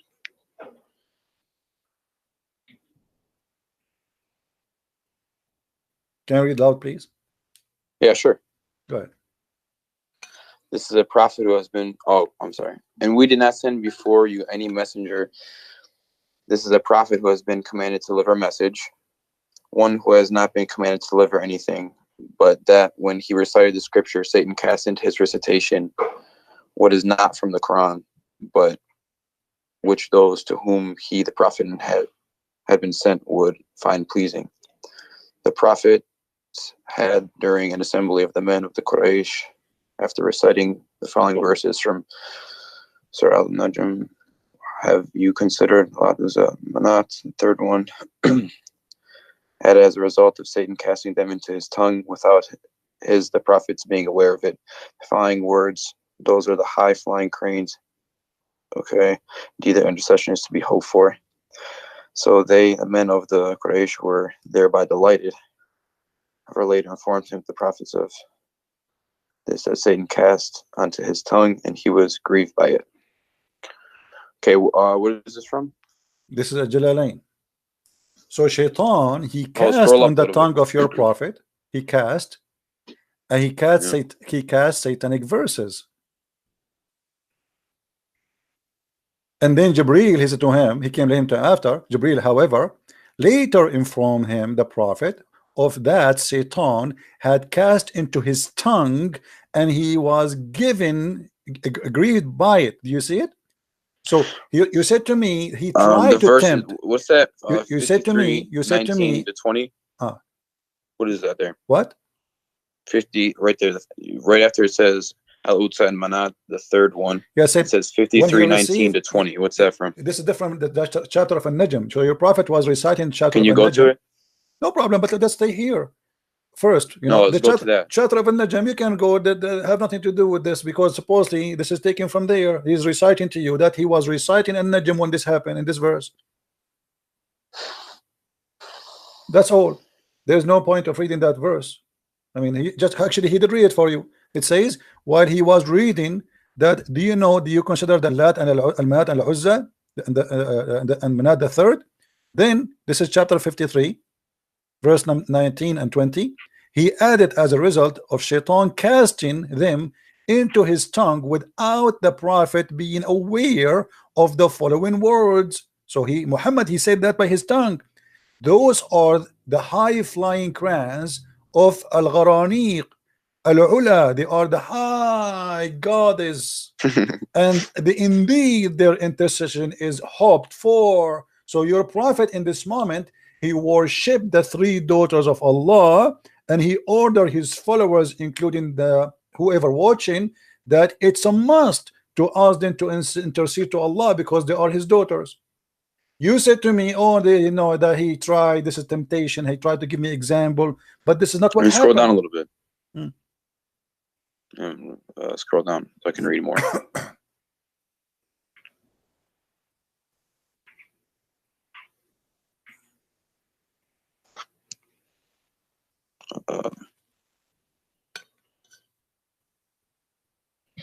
Okay.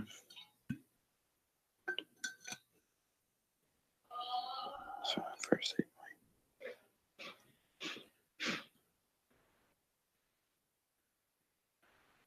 and by the way, just to show you how the Muslim they lie, I'm not talking about you now. The Ibn Kathir in Arabic is totally different from Ibn Kathir in English. They took the whole story off.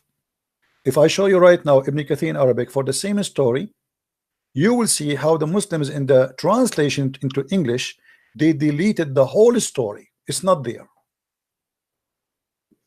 So now what do you say, my friend? Did your prophet receive satanic verses and he did not notice? What is this? What is this? Can you go up to the top? Don't go down so I can read more. Go up to the top. What is this? This is Tafsir al-Jalalain. This is the official government website of the Kingdom of Jordan, and not my website. Here, if you go down, it says this is a translation of Firas Hamza, Tafsir al-Jalalain, by the Royal of Ahl al-Bayt Institute, which means that the Family of Muhammad Institute of the Islamic Thought, Amman, Jordan. All right. This is an official Islamic government website. Now, as you see here, your prophet received satanic verses, and now here we want to ask you a question. As long we came to the conclusion that this is really what happened, how we can trust Muhammad that he is not a satanic prophet? Well, see, you're showing me this here. I got to do some more research on this, but we did research already. Here we go. I mean, did you do research more than Jalalain? I mean, are you saying to me that you are more scholar than a Jalalain? I'm just saying I'm not going to jump to a conclusion, because I don't do that. I usually okay, let us go by the story in front of us until you find me my friend until you find me until you do your study. For now, The story Yeah. in front of us based on this. How we can trust Muhammad to be a prophet of Allah if Allah is God, not a prophet of Shaitan? There's countless reasons. Why? That's kind of like a silly question. Why? You go, hold on, guys, this is a silly question. If we have a proof from Islamic reference, even from the Quran, that Muhammad he received satanic verses, and then you are saying to me it is silly to think Muhammad is a satanic prophet? If he admit that this was not from his God, this is from Shaitan, and then the angel came to him and he says to him, according to Muhammad, you see, Allah said, Muhammad said, we have no witnesses. The only witnesses we have, according to the story, people they saw Muhammad praising the 3 daughters of Allah. Now, because of that, Muhammad he been exposed, he got busted. Okay, the only what I can think of right now until I do more research is this. So just like, okay, I'm gonna go back to the example of Jesus when he was fasting. Why would he even be tempted if he couldn't sin? You know what I'm saying? Or if he couldn't make a mistake, or if he couldn't slip up. Yeah, reading translation. The word tempted. No, there, no. So what I'm saying tempted, is like tempted as a past tense does not mean that he was tempted. He tried. Shaitan. He tried. He's like he told them, turn this rock into bread. He told them jump off the edge, and your angel so the will save temptation you. is Shaitan. He wants something. Jesus did not do what Shaitan he want. As simple as that. Here, you're a prophet. He did what Shaitan want. No, what I'm trying to say is, hold on, my friend. Because Shaitan the prophet. Hold on. Here, you see that the danger here is not only Shaitan. He did not tempt Muhammad. Shaitan he spoke by the tongue of Muhammad. How that can be? Well, he recited the verses, is what it's saying there, and he later I am took reciting. it back. Okay, my so friend. He affirmed that it wasn't. Let us say I'm reciting the Quran, my friend. I'm reciting the Quran, and I am a prophet. Then how Shaitan can control the tongue of a prophet, not the tongue of anyone? How he can do that? Maybe it was done to him to show that he was human. I don't know. You know what I'm saying? Okay, I can't give you an answer right now. I will give an answer. I will give an answer to prove to you that Muhammad is a satanic prophet. Read with me carefully what we will show you in the screen. Okay. The Quran said that Shaitan has no authority except those who follow him. Shaitan have no authority over Muslims except those who follow Shaitan. Do you see? Hold on, English. You mean English? Yeah.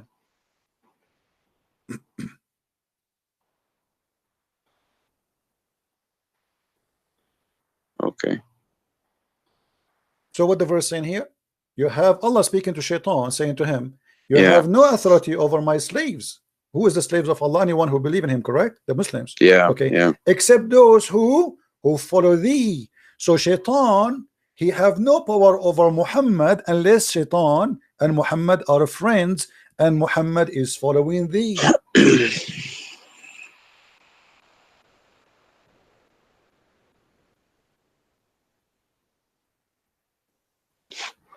No power over any of them, save such of those who has followed thee. That's problem here. That's disgusting. That's crazy. No, I see where you can see a problem there, but so you don't see any type of way that you could work yourself through this situation to see how he's a prophet of God. My friend, hold on. I mean, why are you are an adult? Because what I see you're doing. Do you know why I did not hang up on you until now? Usually, because hold on. You're intimidated. Do you know why I don't hang up with you? Because usually I lose my patience with Muslims and I can't take it no more. The reason I find in if you are like more reasonable than the rest. You try to you try to hide the stuff, but you are still, you have some honesty on you. I feel it. Now I'm asking you, the verse in front of you, it's very clear. It says you have no authority. The only thing I could see is that he's not following him, because that's the whole point. He's not following him. Hold on. No. The other verse proved to us that he's following him, because you have no authority over my slaves except those who follow thee. How Shaitan was able to control the tongue of Muhammad? The verse here saying that Shaitan have no authority over anyone who is a normal Muslim. What about someone he is a prophet of Allah? So you have no authority over my slaves. You have no power except only those who follow thee, not tempted by thee. They follow, they follow. So here Muhammad, in order to be under the authority of Shaitan, he have to be from one who follow thee, if the Quran is the book of God and God is saying the truth. I'm gonna ask around to see, because that it means one of two things. It means that either, you know, because it says here that he has no power of any of them unless they follow him. So it means that either he didn't say those verses because he has no power, or it means that he did say the verses and there's the problem, like you were saying. So that's why some people don't accept those verses, because of this verse right here. You know what I'm saying? The verse, the problem is, do you speak Arabic? No, I don't speak Arabic. The problem, you don't speak Arabic. In Arabic, it says clearly that he received the verse, because in Arabic it says that whatever Shaitan he cast into the tongue of the Prophet, Allah will take it away. It doesn't say if Shaitan he try. It says whatever Shaitan he did, Allah will take it away. So we cannot say I'm going to research. I'm going. Isn't that kind of like when, you know, if you like say a cuss word that's kind of like a bad word, but then you ask for repentance, and Allah takes it away? My friend, let us be honest here. He is reciting Quran. Yeah. Okay. The word of God should be protected by God. This is a special thing. It's not I'm talking to you. Okay. Sometimes I make a mistake. I want to, let us say a mother, she want to call her son. Instead of calling Ahmed, she called Muhammad, correct? Yeah. Okay. But this is a different story here. Here we have a special delivery of the word of God. So how Allah preserved his words, he should not allow anyone to play with them. Here we have a big problem. Nobody can and no one can have authority over my slaves except those who they are bad, the criminals, those who follow thee. And then we find that Shaitan, he controlled Muhammad. Secondly, my friend, and I want you to be honest with me, how I know that this verse itself, the one it says that whatever Shaitan he cast, Allah will take it off. How we know that this verse itself is not made from Shaitan himself?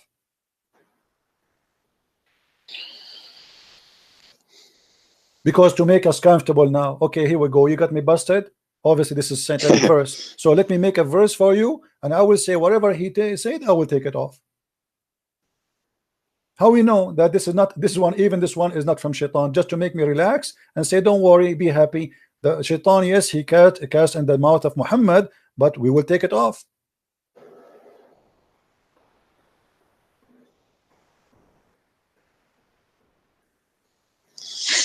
I don't know, man. On this one, I don't know much about this.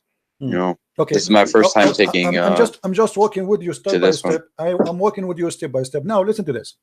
If there is a guy, if you are a judge in a court, if you are a judge in the court, and somebody says to you that this witness, he imagined things happening, do you accept him to be a witness? So I'm sorry, say it one more time. Somebody he imagined things happening. He imagined, he have an illusion, you know, he have a mental illness. Do you accept him to be a witness in the court? No. Why? So he's like schizophrenic. Okay, so isn't it your prophet? He's suffering from the same issue according to your prophet? No. Read the hadith with me.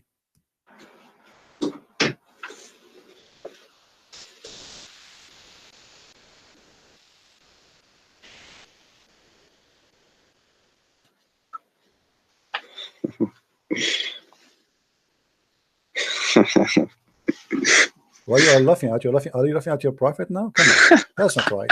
I mean, show respect, please. Show respect, please, guys. Please tell this guy to show respect, not to laugh at his prophet. No, man, I'm laughing.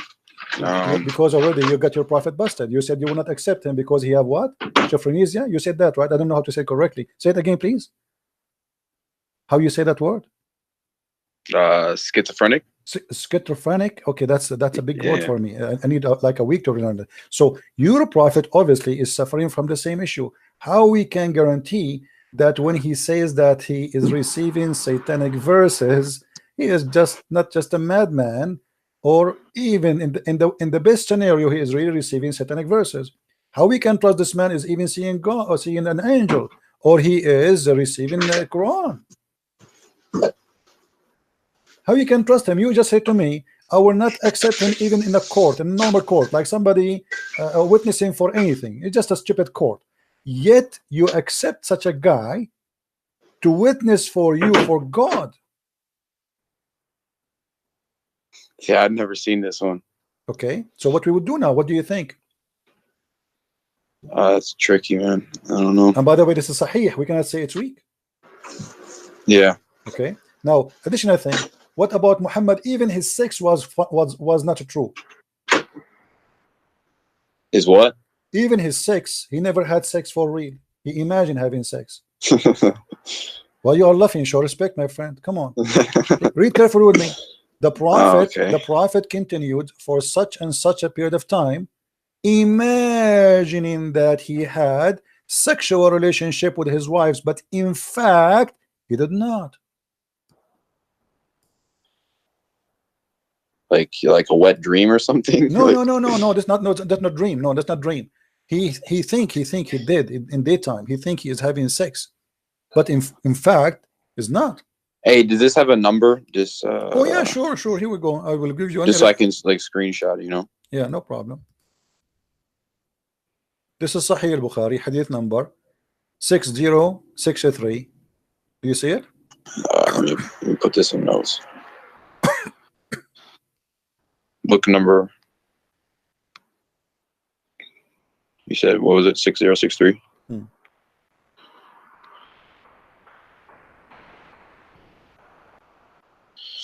Okay, so now what we would do, my friend, you see, I'm honestly, the only reason until now I did not hang up on you, because first you let me talk and we can talk, both of us, we don't shout over each other.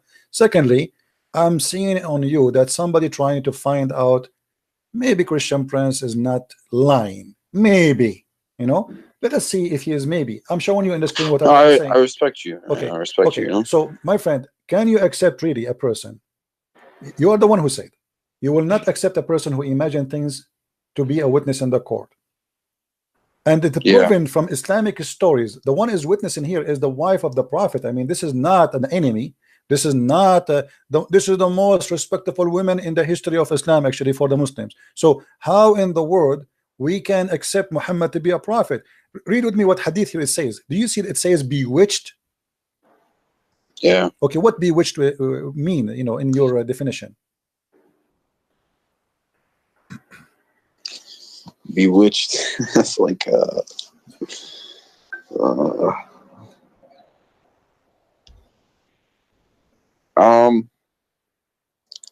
what website is this? This is sunnah.com. Okay. Bewitched is like possessed, I guess. Okay, what possessed mean? I need your help, my friend. You see, English is not my first language. It's kind of like controlled by a force, yeah. By Under evil, magic, by yeah. evil, right? By evil, correct? By evil force. Yeah, I guess so. Okay, evil force is what? Isn't it satanic? Yeah, evil force is Okay. satanic, yeah. But isn't it that verse says that you have no authority over my follower except those who follow thee? Yeah. Okay, how Shaitan was able to control Muhammad. So Shaitan proving from Islamic resource that Shaitan controlling Muhammad, not only his tongue, his brain, to the point he imagined, he is a delusionate, and he imagined things happening, but in fact they never happened. But the Quran confirmed, if the Quran is the book of God, then the book of God should be saying the truth, and there's no exception. No authority you have speaking to Shaitan except those who follow thee, and those who follow thee, they will go to where? They will go to hell. Do you see it? Yeah. So based on these verses, until now Muhammad is going to hell, guarantee.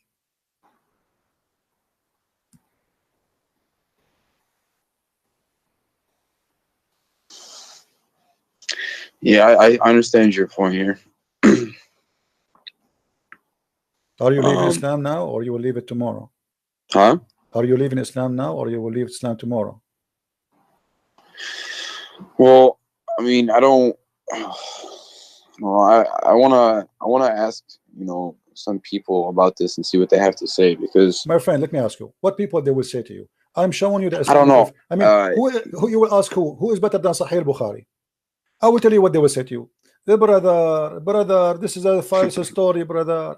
The Prophet did not do. Okay, come on, the books, all Islamic books saying that. I mean, what false story? Even the Quran saying whatever shaitan casts, Allah will take it off. How he will take it off if it's not there? I mean, it's funny. It's going to say I'm going to take it off, but there's nothing to take off. That is even stupid. That will make the Quran a stupid book. So the Quran confirmed the story, the Hadith confirmed the story, and the interpretation of the scholars confirmed the story. And the same time, we have Sahih al-Bukhari confirmed that the Prophet was bewitched. And by the way, bewitched is bigger than just casting a verse of in the Quran, because bewitched, that means, what's the word in Arabic? What in Arabic? Yeah. Suhira Rasul. Suhira.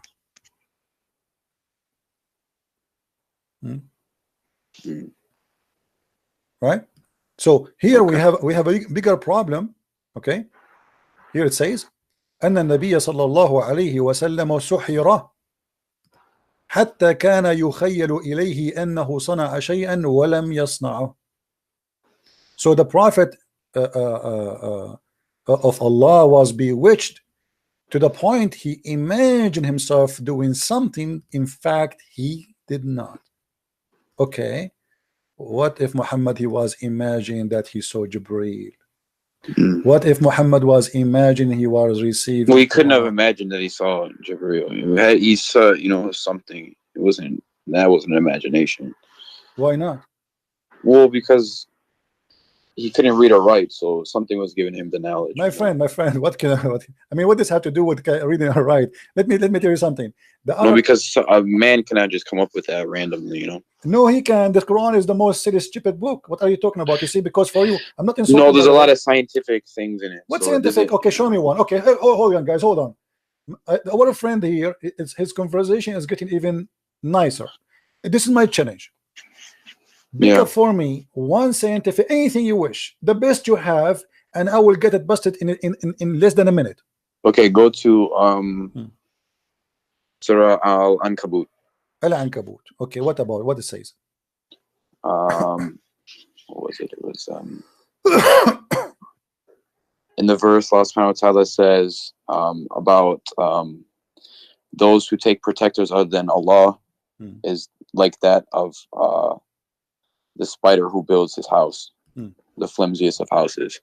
And in that verse, it's the Arabic conjugation, the female conjugation of the spider building the house. And they didn't know that the female spider builds the house, but nowadays we do. There's one.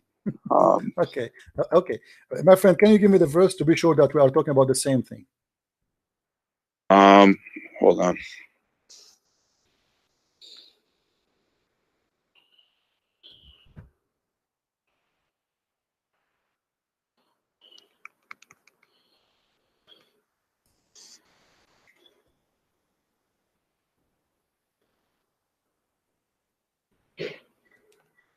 It's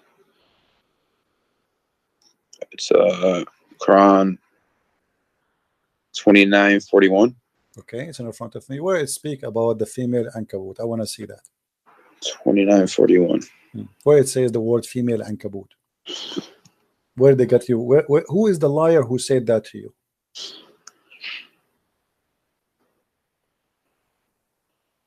Unto herself a house. Where is herself? What her house? She taketh unto herself a house. What she? This is the translation. In Arabic, it doesn't say that. What does it say? No, it says اتخذت. Al-Ankabut, اتخذت. It took. My friend, in Arabic language, this is how silly the liars who lie to you, my friend. In Arabic, we say to all spiders, we call them ankabut. It doesn't matter it's a male or a female. The same as the ant, we call it namla. You understand me? Yeah. The same as nahla, which mean bees. So there is certain insect, we call them, this is an Arabic word used by have nothing to do with male and female. So they lie to you and they make it a miracle. In fact, it is a mistake, and I will show you why it's a mistake. It says the likeness of those who choose other patrons, then Allah is the likeness of the spider when she takes, according to the translation, into herself a house. And Lu, okay, and the frailest of houses is the spider of house. Actually, it is the most strong house, and I'll explain that to you. You see, when you compare, when you, hold on, I know about this spider. No, hold on. But before we finish, my friend, 86, let me show you the mistake. Let me show you the mistake. Before we when we compare, do we compare my house to a house of spider, or I compare a house of a spider to a house of other insect? Well, it's saying, because the woman builds it, and there's the man is the head of the house. There's no women, my friend. The same and also lie, she eats, my friend. The male after my they friend. kids. If you go to dictionary, you can go right now. Take the dictionary. You will see the word ankabut is okay. What is the word male for ankabut then? Teach me. No, it's when she builds. No, doesn't she say builds, that. right? Doesn't say that, my friend. This is a female word, which means this is a word we use for a spider. It's a female word. The same as we say, like there's certain words we say nahar. Nahar is not a female word, but is the nahar, which means river. Is it a male? It is not.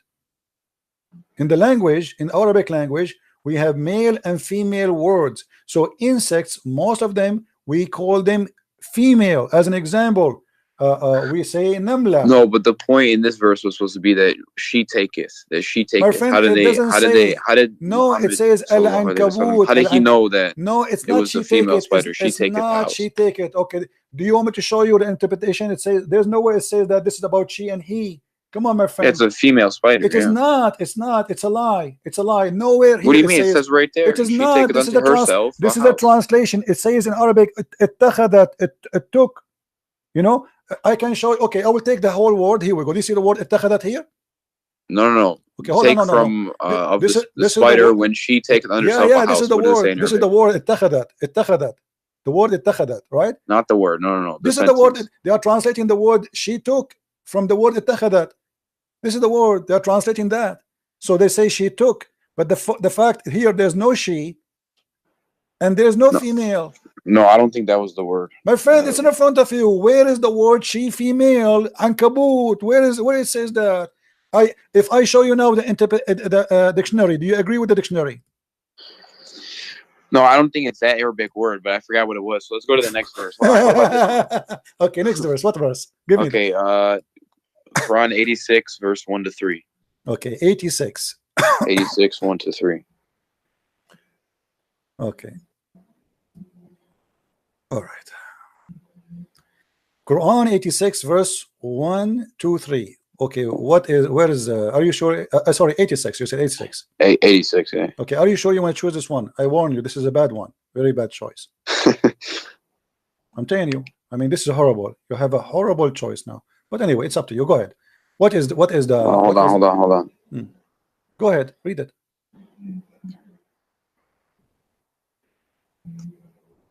No. This is the same verse, my friend. It says that the women, she have a sperm coming from her ribs, and the man have a sperm. No. Hold on. Well, you mentioned it. Let's stay here. No, I give you the wrong verse. Okay, my friend, hold on.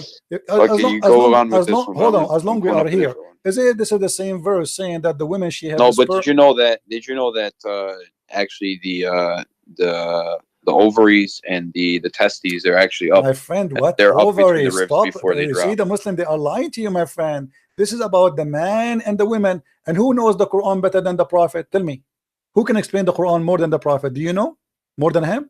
No. Okay, what if I show you what the Prophet explained this? This is about Tariq. You know Tariq, the star. Even this one is a mistake.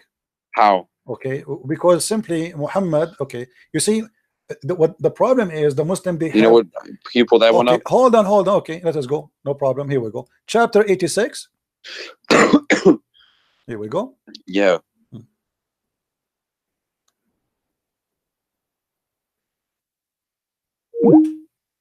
No, I lost you.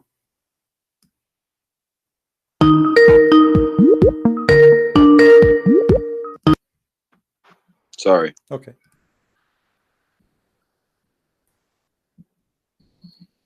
The star at-Tariq is a morning star, which is nothing what the Muslims they speak about. The Muslims they say No, it's they the are- knocker. It's no, like the knocking. no, And actually, no. they At-Tariq, my it's like friend, At-Tariq. Do you know what Tariq mean? The one who knock at the door, the visitor. yeah, Yeah. Okay. yeah, So yeah. At-Tariq in Yeah. Arabic have nothing to do with what they say. Here we go. It's in front of you. Do you see the interpretation? Yeah. Is it the morning star? Oh, it's the morning star. Yeah. So why they are lying to you? Suddenly they change it. They find I something. thought it was the knocking star. See, no, it's not. You see, let me tell you something. All those articles, you can go read my book, Quran and Science in Depth. I get them busted all. So they lie. They take. Give me 5 seconds. I'm unplugging, putting my charger. 1 second. All right. So as you see, everything you give me another one. Let us switch to something else. I will keep going with you. Maybe you can find something finally, maybe something truthful. Not all of them, they are lying. On speaker. Different one. Give me a different one. What was it? Give you another one? Yeah, give me. Maybe because until now, all what you said to me, it turned to be false. Okay. How about the center of the earth is made up of mostly iron, a little bit of nickel. It's made of mostly iron, and then the center of the Quran is verse? Al-Hadid. What verse? Huh? What verse? Chapter 57 is Al-Hadid. It says what? Explain to me what it says. So Al-Hadid, that's iron, right? So meaning that the creator, the center of both of creation, so the center of the book, where it says and that? then the center of the earth. Where it says that exactly? Iron. Do you know? No, it's the name of the chapter, because there's 114 chapters. I know, but half of 114 is 57. Where it says that is center of the earth, where it says that? Oh, the center of the earth is. Look it up. Google. Where in the Quran it says that this is the center of the earth? Where it says that? Well, no, it's the center of the Quran and then the center of the earth. They're the same thing. What center of the Quran? This is not the center of the Quran. How that can be center 57. of the Quran? Oh, hold on. Okay. Do you know mathematics? Yeah. Okay. The Quran is how many verses? It's 114 chapters. Okay. What is the middle of it? 57. No, that's not true. Let me What do you mean? Let me teach you some mathematics, my friend. Half of 114 my is 57. Friend, no. Here we go. You see, when you say okay. First of all, the Quran, which is you have today, the numbers have nothing to do with the Qurans of Muhammad. If we go to according to Revelation, is it going to be the same? It's not. Have you ever heard that the Quran you have today is not according to Revelation? Yes or no?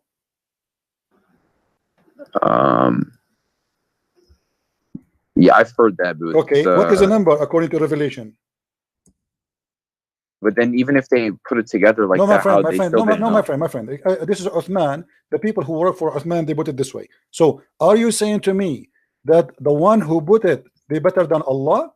Because Allah, He put it in different order. You Muslims, you change it, and now you are saying to me it is in the half of the Quran. Yeah, but how do you know that they didn't put in the order that Allah wanted them to? No, that's mean they are prophet too. That's mean they are inspired by Allah and they are prophets. That's well, inspired, but not prophet. That's mean they are prophet too. Now here we go. This is the Quran according to Revelation, and let us see where is the chapter of Al-Hadid. The chapter of Al-Hadid. Here we go. Let's go in here and search 57. Okay. All right.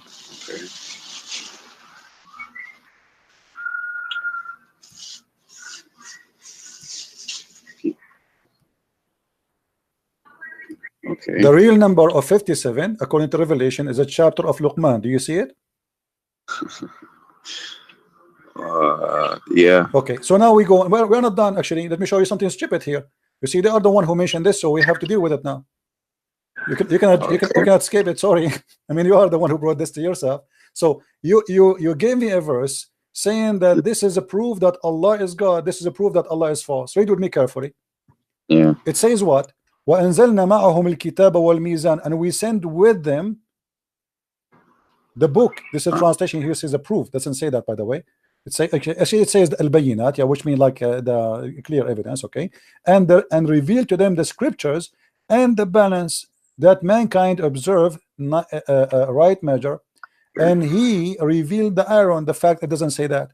It says in Arabic, وَأَنزَلْنَا الْحَدِيدَ, and we send down the iron. Yes. Okay. When he's yes. okay, hold on, That's hold on. sent down. You know, iron doesn't come from the earth. You know, False. it takes like 150 million degrees False, to form my friend. iron. No, this is false. That's not what the science says. Science No, says, it's true. No, I know what the science says. You can search right. We can search right now on Google. According to Did science, you know we wouldn't have the friend, ozone layer, finish. we wouldn't have My the friend, Van my Allen friend, radiation let me belts, finish. no My friend, hemoglobin in our blood. my friend, we send down my iron means that Allah my subhanahu wa ta'ala sent it from the stars. friend, hold on. According to science, and we can search right now in Google, and I will show you in the screen that according to science, that the crust on the crust, there's big percentage of the iron on the crust, not the earth. On the crust was coming as a meteor. But look what happened here. Hold on. What happened? It says, we send you iron for mighty war. Hold on. What are you talking about? This is what the verse is saying. No. It says, we send the iron for mighty war. Mighty power. No, it says mighty war. What are you talking about? Ba'sun Shadid, this is for war. Do you barely sent our message. Do you want me to show you the interpretation? Do you want me to show you the interpretation? That's mighty power. What are you talking about? Okay, let me show you the interpretation here. Go, let's see if it's true or not. You see, Christian friends don't say things without proof. Chapter 57, verse number 25. Here we go. This is your official government website. Okay. It's about war. So that's mean the man was there first, and then the iron came. In the same verse, it says that we send down the books. So Allah, He always sent, and not only that, I will show you a verse saying that Allah, He sent down feather. I mean, chicken don't have feather. Yes, feather. I will show it to you. Okay, here we go. This is the chapter 57, verse number 25. And this but don't you understand what it's supposed to mean, though? My friend, I understand. Here we go. Okay, read with me carefully. Okay. Which translation? What interpretation you like me to show you? I don't care. You don't care? Okay, no problem. All right. And we send down iron. We caused it to be extracted from mineral ores, where in a great might, which may wage battle as many uses for mankind. Do you see it? So Allah saying that He sent you the iron so you can kill people. Now here, look what it says in the Quran. It says that we send down the proof, we send down the book, we send down the scale. Did Allah send the scale? No. And then he says, and we send down the iron. Anything Allah created, He say in the Quran, we send down. And I will give you the proof of that. They lie to you and they claim that this is about sending down iron from the sky. The fact, no. Let us see how we can prove that not true. If we go in the Quran,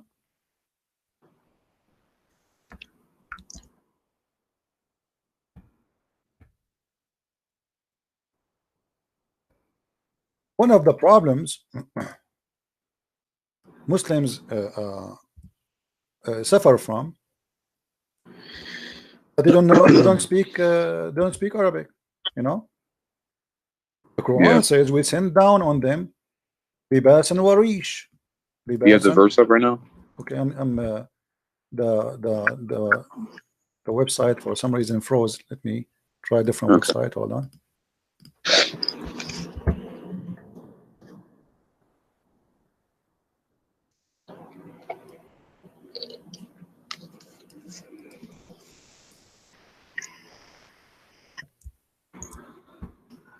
Do you accept that Jesus prayed like Muslims do today? Let's change topic, please. No, I'm just asking. O children of Adam, we have revealed into you the remnant to cancel your shame. Okay, so Allah, He sent down. You see the translation is here. We reveal. The fact doesn't say that. It says we send down. Change the translator.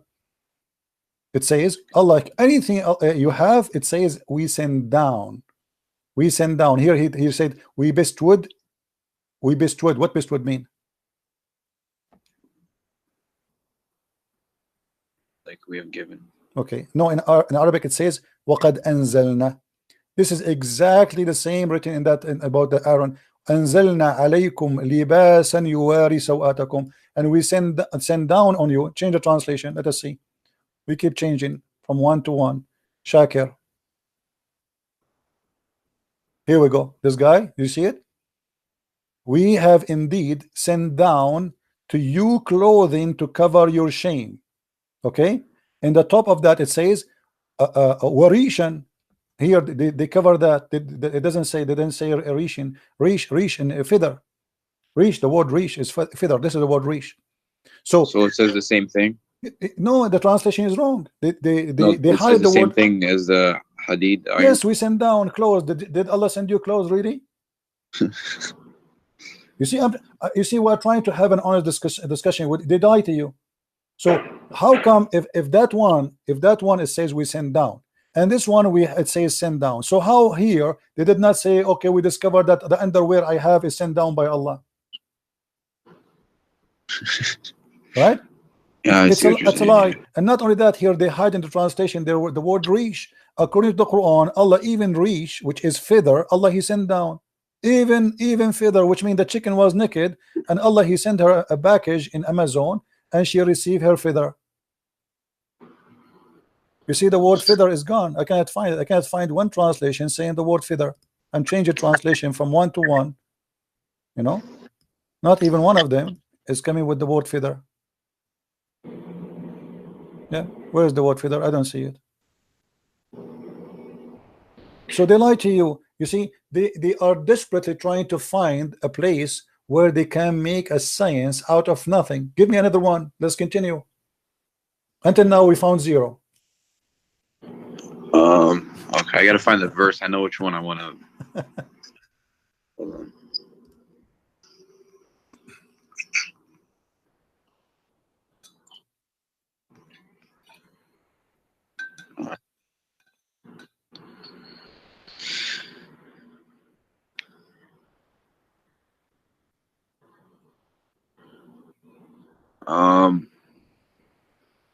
CIRA Takwir. Okay. 81, 15 to 21. At-Takwir. What the verse saying? 15 to 21. Okay, tell me what the miracle there. Hold on, let it load on the screen real quick.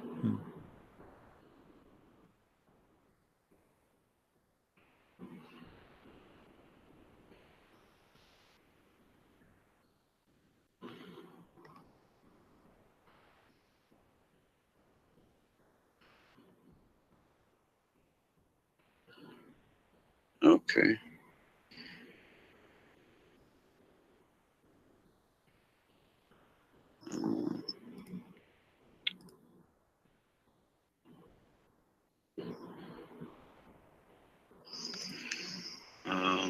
Does it say? So I looked it up on Quran.com. I think it is here, or it's legacyquran.com. And it says that the translation here says, "So I swear by the retreating stars," for verse.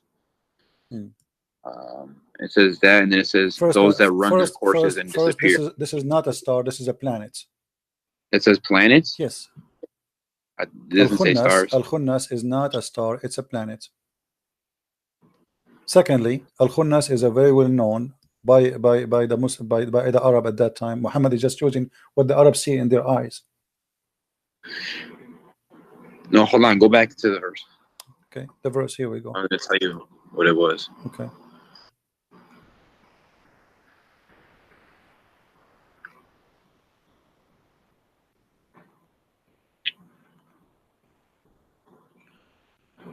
Okay.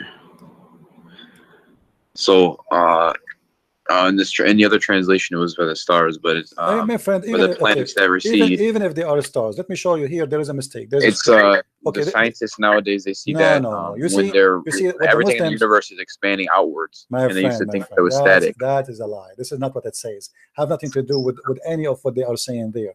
You see, the planets that recede, they're moving away. My friend. As long you want to talk about the shape of the planets. You want to talk about no. It means like that, like from us, everything is moving out. Like the universe is expanding. So like the planets that recede, like every other planet around us is moving away. Your prophet said that the earth is getting close from the sun. Huh? Your prophet, he said that the earth is getting close from the sun.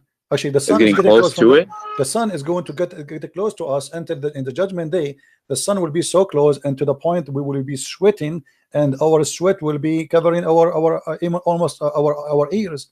So this is a lie. Same time, if the Muslims are being honest in anything they say, when you speak about the space, who know better the space than Muhammad? No, but it's true that everything is moving away, though. Okay, my friend. No, everything is moving away. True, my brother. True. Yeah. I'm gonna go with you, but this is not what the Quran says anyway. Let us say, regardless if it's true or not, I don't care really what science says. I am asking you right now, do you know what the Quran and what Allah meant better than your prophet? No. Okay. Where the sun goes every day, as long everything go away. Okay. Where the sun goes every day. Where does it go? Yeah. Nowhere. What do you mean nowhere? The sun is right there. It just stays there. But your prophet, you don't agree. Let's see. This is your prophet speaking. Read with me. Let me make it more clear for you. When the sun sets into the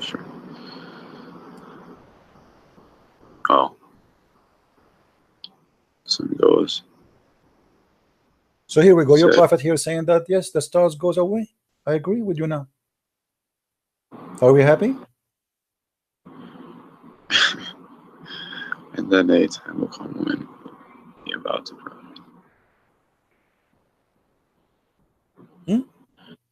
Are we happy?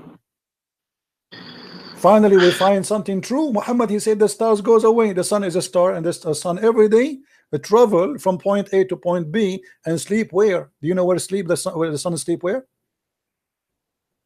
It goes till it prostrates itself underneath the throne. Where is the throne of Allah? Where is the throne? Where is the throne of Allah? Do you know?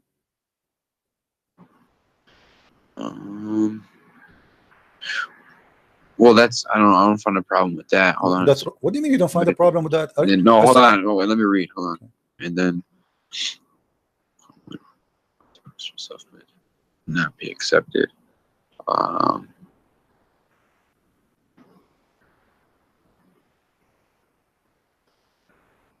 What's the context of this verse? What's it explaining? What's the nothing, my friend. Muhammad is leaving the mosque, and he asked, because Muhammad is a scientist, he worked in NASA. He wanted to teach those ignorant Arab where the sun goes. So he said to his follower, the one who was with him, Abu Dhar, he said to him, the prophet asked me at the sunset, do you know where the sun goes? See, the guy is not even asking him, but Muhammad, he cannot stop sharing his knowledge because it's amazing. So at the time of the sunset, I replied, Allah and his apostle know better. So Muhammad, he got his knowledge from Allah. There's no way he's going to make mistaken. We associate the knowledge of God with the knowledge of a man. His name is Muhammad. He said, it goes, who? The sun, i.e. travel, till it's prostrate itself underneath the throne of Allah, the throne, and take permission to rise again. And it's permitted. Then the time will come when it will be prostrate, which means the sun will ask again for permission and will not accept it, but will ask, will be order. It says here, it will be asked permission to go in its course, but it will not be permitted, but it will be ordered to return whence it has come. So it will rise from the west. So it came from where to Allah? It came from the west. Now let me draw this for you, so we can have a better understanding for this hadith. All right, just for the better understanding.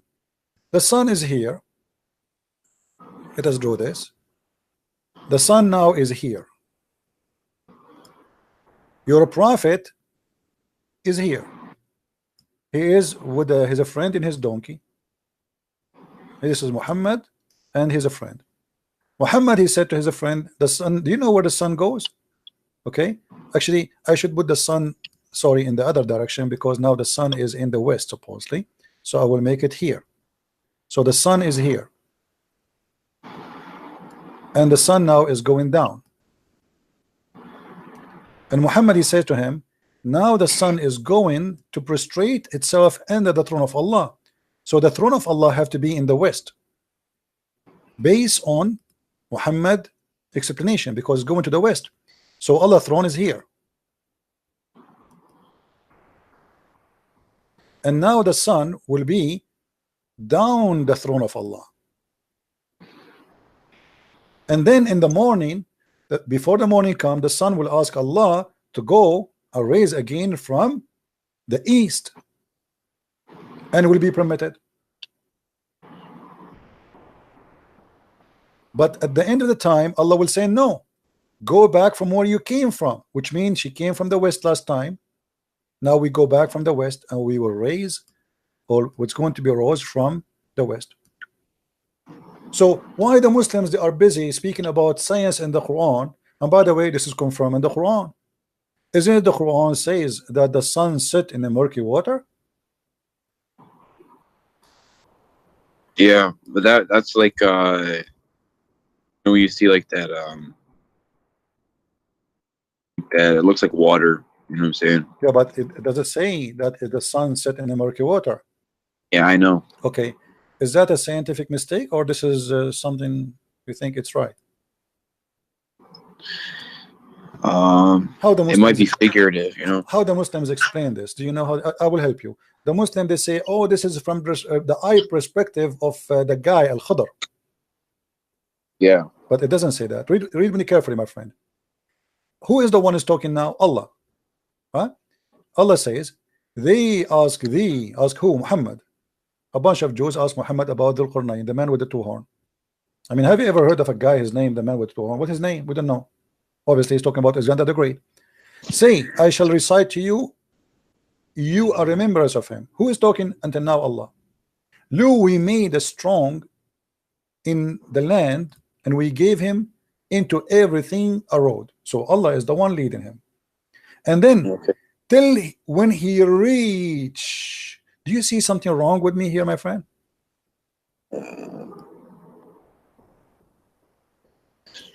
Who's talking? Okay. Allah is talking. He reached where? He reached the sitting place of the sun. Does it say that? Yeah. Okay. How you can reach that? Setting place of the sun. He found it was setting. No, before you continue, he found it sitting in murky water. But before we go, we are trying just to analyze, you know, to understand. When you say I reach the sitting place of the sun, it means it's a place, correct? Yeah. Okay, so now it's confirmed that the one is talking, speaking about what happened to this guy. It's not the guy says, I thought I reached. Allah is talking. He until what? Until he reached a point. What is that? Where the sun set. So when they try to fabricate the interpretation, they say, oh, this is from the eye perspective. It is not Allah. It's not Allah saying that. The verse is so clear. It says, until he reached the sitting place of the sun. It's a location. So the guy, he was following a road guided by Allah until he reached the sitting place. This is a place he reached. And then he found it. Not he thought, not he saw it. He found it. When you say he found it, I'm reporting a fact. Is that correct? Yeah. Okay. So now he found it sitting in the muddy water. Is that accurate? Do you believe that? No, the sun does not do that. Okay. So how you think this is from God? I mean, what explanations did the smarter Muslims? Okay, who is a smarter Muslim in history? The smartest? Yes, the top.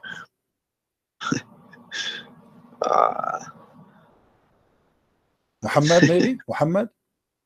Of course. Okay, what if I show you what Muhammad said? What you would do? Let's see. Okay, let us see. Because now the Muslim, they will say, oh, Muhammad, obviously he's an idiot, he do not know what he's talking about. Here we go. This is your prophet explaining the verse.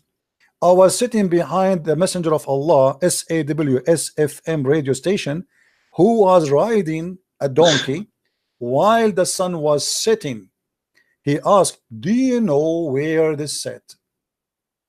I replied, Allah and his apostle knows best.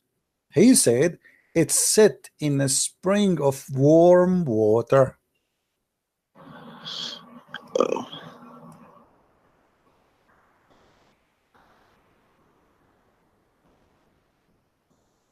And this is the interpretation of the smartest ever Muslim.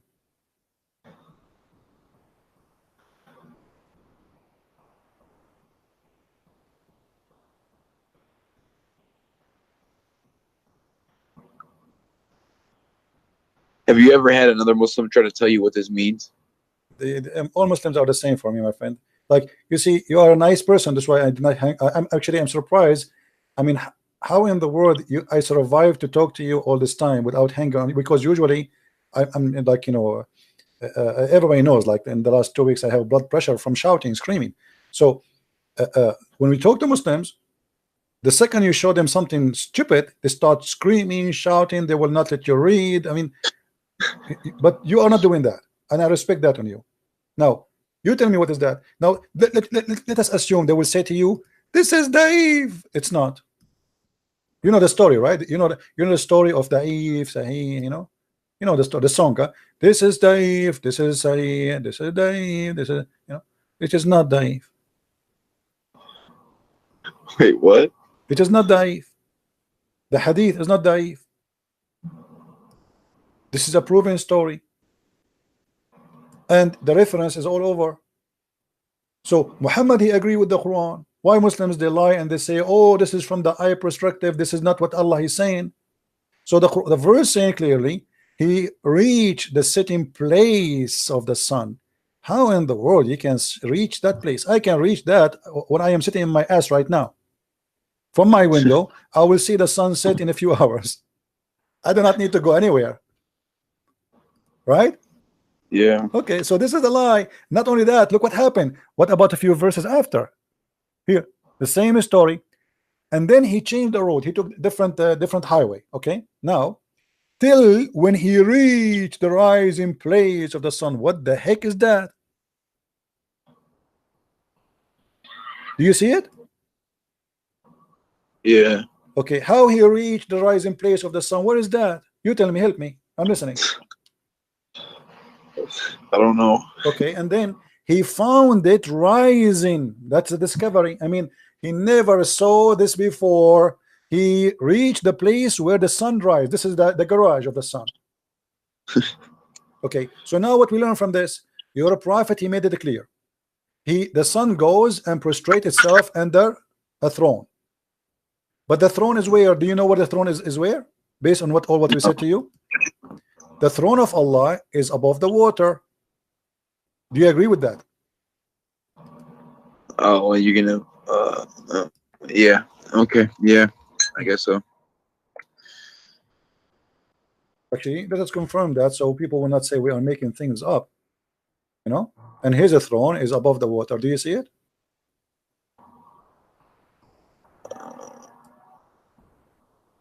Hold on.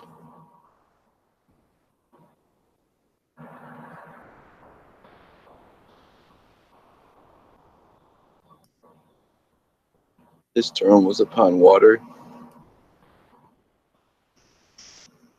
Yeah, I see that. Okay, so that complete the image for us. So now if we wanna draw the image based on all of this, Quran and the Hadith, both of them, they confirm one thing, that there is let us see a bigger space here. Okay, so what Muhammad is trying to say to us, that the sun every day go and sleep under the throne of Allah.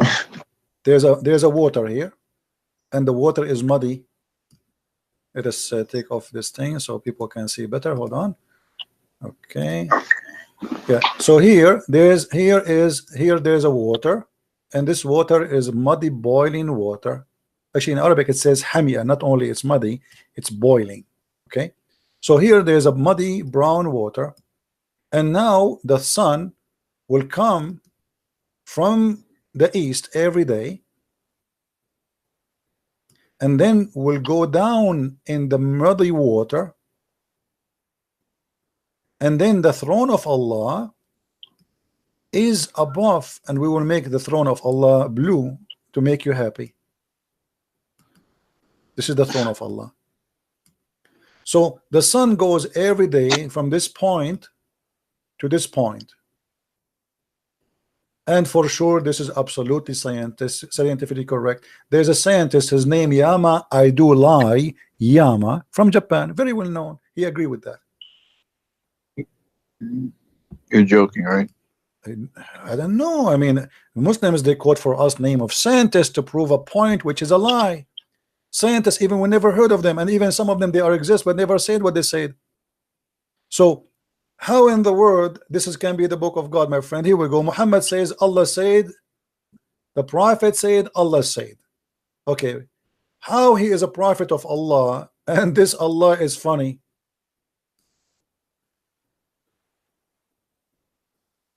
How this can be from God? I mean, honestly, my friend, I don't know what's your name. What's your name, by the way? Angelo. Okay, how in the world do you want to stay as a Muslim?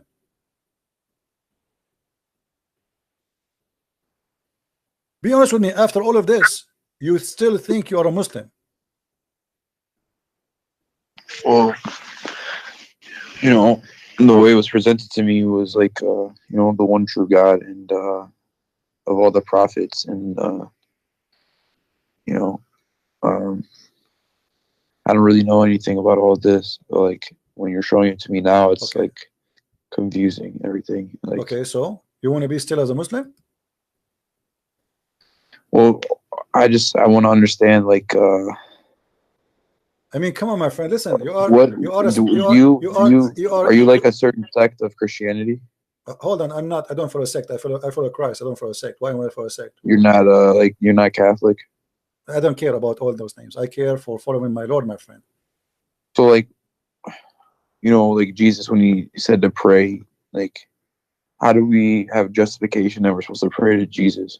But what do you mean? Like, how do you know you're supposed to pray to Jesus? Or like, How I know what? you're supposed to pray to Jesus? I don't understand the word. Can you say it slowly, man? How do you know you're supposed to pray to Jesus? How I know? Okay, Yeah. Jesus said, come to me, knock at my door and I will open for you. Ask me, I will answer you. Every two of you mention my name, I will be between you. And that is clear proof that he is an eternal living God, because how he can do that? There's 3-4 billion human Christians, and imagine now me and you, we are talking about his name, he is going to listen to us. That's impossible for a human being. So it says clearly, you pray to me. Not everyone says to me, God will enter the kingdom of my Father, but the one who do his will. So now, my friend, before we talk about Jesus, do you announce yourself you are out of Islam?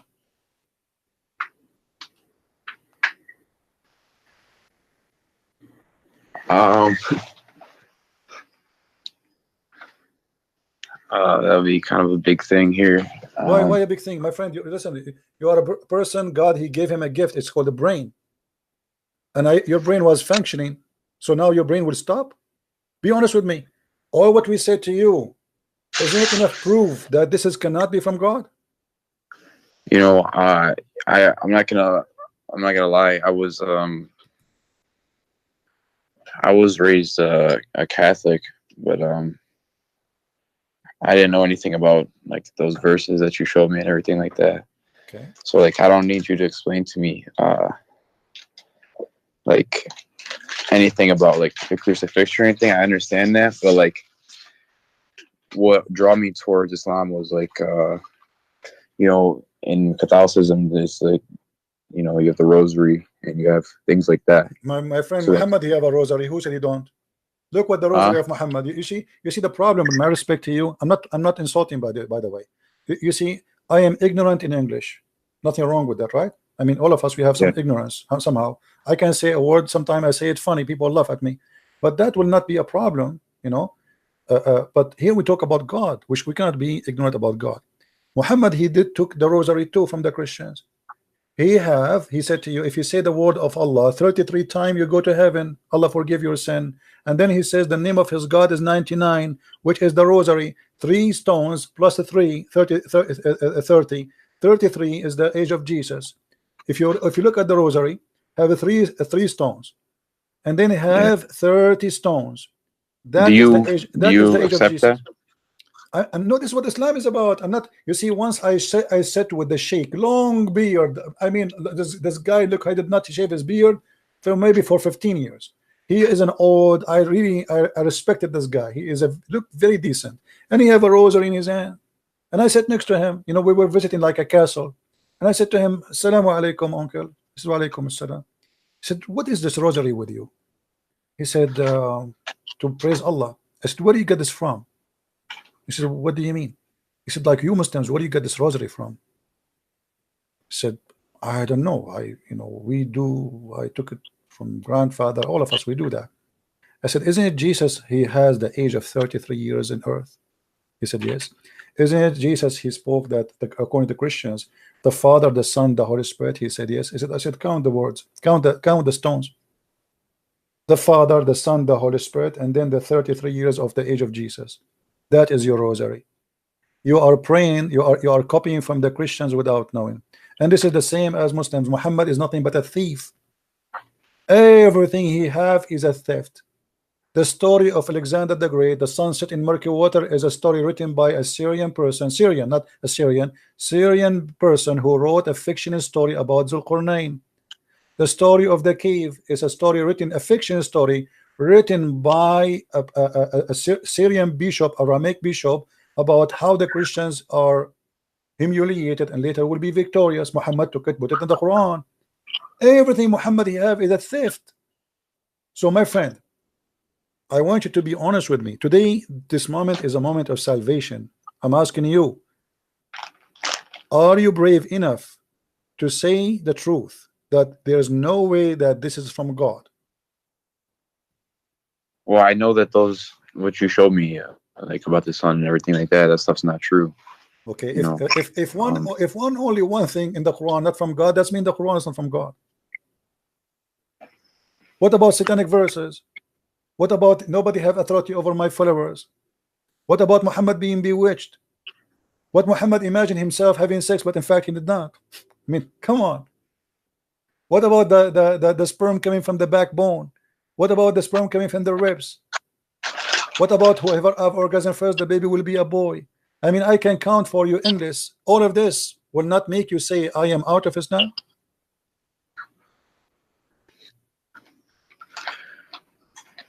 I don't know what else, what path would I go down if it's not Islam, you know, like just like My would I friend, be Catholic this is or not an like, excuse. Let me ask you. Let me do. Let us say Christianity is false, Islam is false, Judaism is false. That is not no, an I know it's excuse. either Islam or Christianity. No, I no, know I am it's saying to for you, I'm giving you an example. I'm saying to you, that is not an excuse to stay in the false just because I do not know where to go. No, I don't want. I want the truth. This is the truth. You know, Trust me, my friend.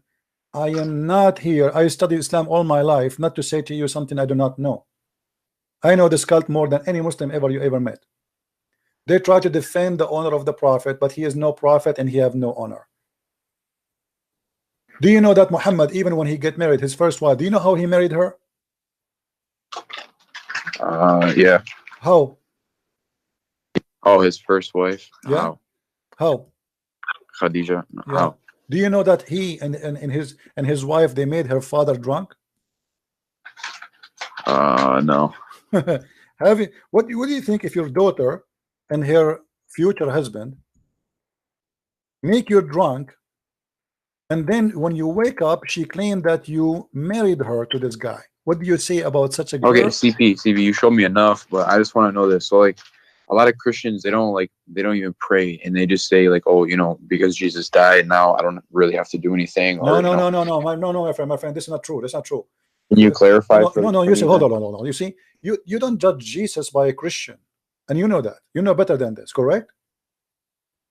Let us say, for the sake, hold on, my friend, hold on. Let's be honest. No. Stuff like that. Let us say all the Christians in the world, they became false Christian. Let us say all of them. Nobody left. That will not make me not stop believing in Jesus, because okay, don't do what they do. If they don't pray, pray. Who said to you don't pray?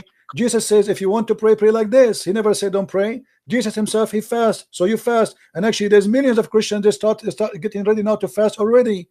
There's 90 days of fasting in every church in the world, especially those who they call themselves Orthodox. So who said there's no fasting? Who said there's no prayer? Who said there's no don't pray? This is not true. And I cannot judge Jesus by someone, he is a drug dealer, or by a woman, she is a whore. This is not fair. We judge God by God himself. We judge Jesus by Jesus, not by Christian Prince. What if a Christian Prince is a bad person? What I have to do with Jesus? I am not Jesus, and I have no even close to be like him. So you, as an honest person, you have to know, and you know better, that I judge Muhammad by Muhammad. I don't judge Muhammad by Osama bin Laden, by the way, because if Osama bin Laden is doing what Muhammad he said and he did, then Osama bin Laden is just a follower, right? So if you want to judge a Christian, what Jesus said, he said, you know them from their fruits, correct? Yeah. Okay, the fruits is going to decide if you are a Christian or not your name, not your birth. Yeah. So my friend, do you accept the fruit of Jesus and reject the fruit of Muhammad?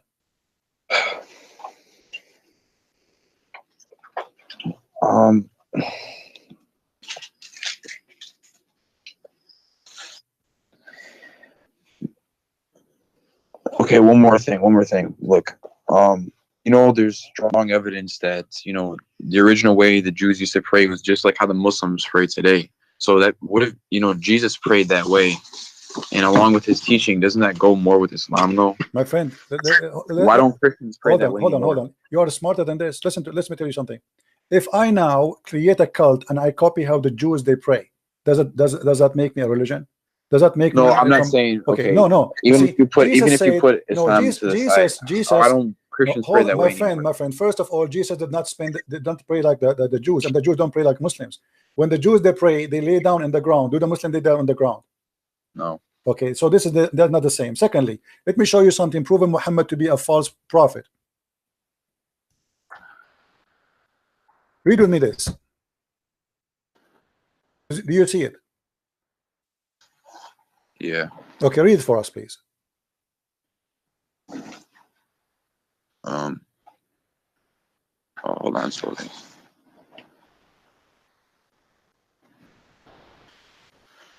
The messenger of Allah used to stand up for a funeral until the corpse was placed in the grave. A learned Jew once passed him and said, "This is how we do."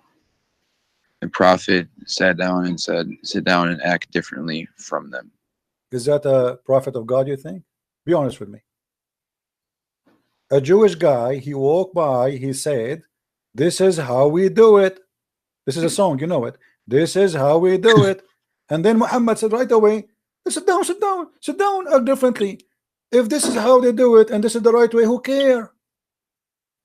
You change the way you pray just because a guy he said this is how we do it.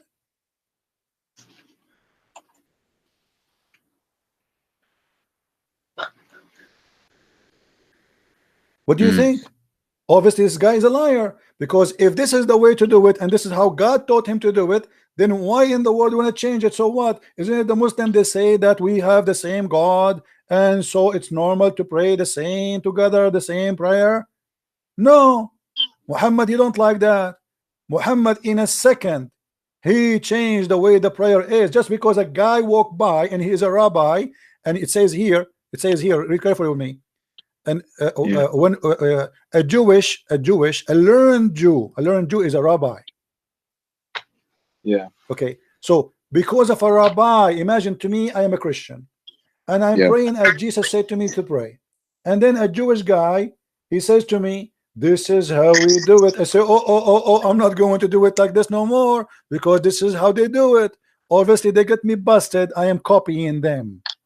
This is why he ordered them to change immediately, because he felt guilty. Obviously the Jew, according to Muhammad, this is how he feel it. The Jew, he got me busted. I'm copying them. This is why he changed it. He changed it right when the guy came by. In a second. It did not. The guy did not even pass. I mean, the angel did not come to him say, "Hey, hello, okay, do it differently." In a second. Who are you to change it? So that's mean the way he was praying all this time was wrong?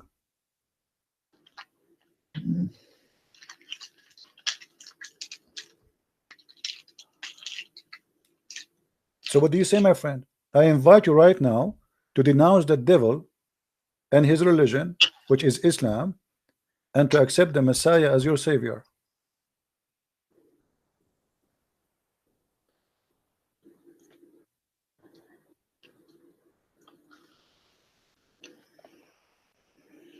Yeah, that's what I'm unsure about.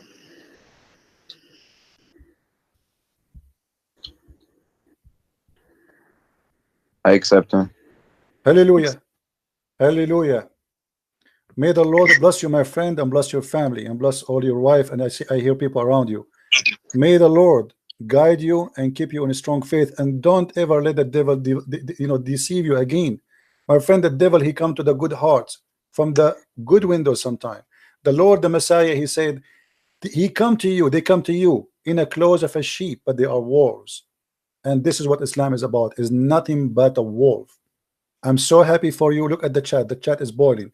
There's 1,300 people. They are praising the Lord for your salvation, my friend. What do you want to say to them? Thanks for your prayers, guys. Thank you very much. I'm really happy to have you. May the Lord really bless us all by blessing you, because the blessing will be for all of us. For all of us, we shared in saving a person who really was lost with such a stupid cult. And how in the world we can follow such a cult? Please pray for me, everyone. Pray for my strength. Absolutely. Everybody, please pray for our friend here. You said your name is Angelo? Yes. Angelo, please, all of you, pray for our brother here, Angelo, for his salvation, for his family, for guidance, so the Lord will strengthen him with his faith. There's no way we can compare between light and darkness. There's no way. It's an insult to compare between the Christ, the Messiah, and Muhammad. Someone, he is very savage, very bad. Even his followers accuse him to be stealing underwear, and then we compare him to someone like the Messiah. How in the world we can leave the light and will follow the darkness? Jesus says, I am the light, I am the truth, I am the beginning, I am the end, I am who I am. God said to Moses, I am. So my friend, you are with the Lord who nobody can defeat. And if the Lord is with me, who could be against me? Happy for you, Angelo. Thank you, my brother. Thank you. Anything else, my friend? No, that's it. I'll message you on Skype if I have anything else, but thank you so much. You are welcome. And say I apologize if I say anything that was harsh, and say hi to your wife if she is your wife there. I heard somebody speaking to you. Yeah, she said. Okay. All right. Well, happy for all the family there. I'm sure she is happy too. Yes, she is. She's all happy. Right. Glory to the Lord. Glory to the Lord. Thank you, my friend. Thank you. Take care. Okay, thank you. Take care. All right. I'm into that.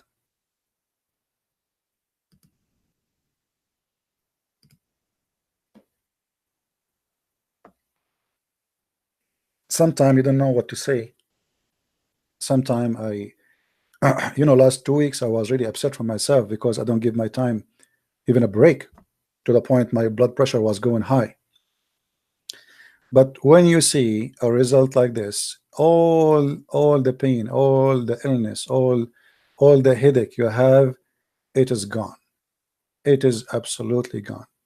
What a beautiful day. So we are grateful for the Lord for he sending you to us. And look, this gentleman, he was arguing and arguing and arguing, and he want to prove me wrong. He did everything he can. The one who is victorious today, my friend, is you, not me. Your loss is your win. I am the one who gained nothing. Spend hours talking, losing my voice, having a headache. You are the winner today. It's not Christian Prince. You just won your salvation.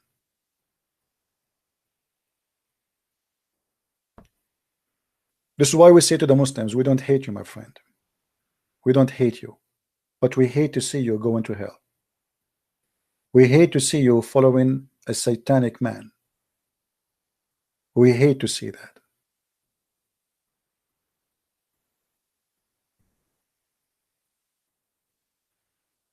Always remember one thing.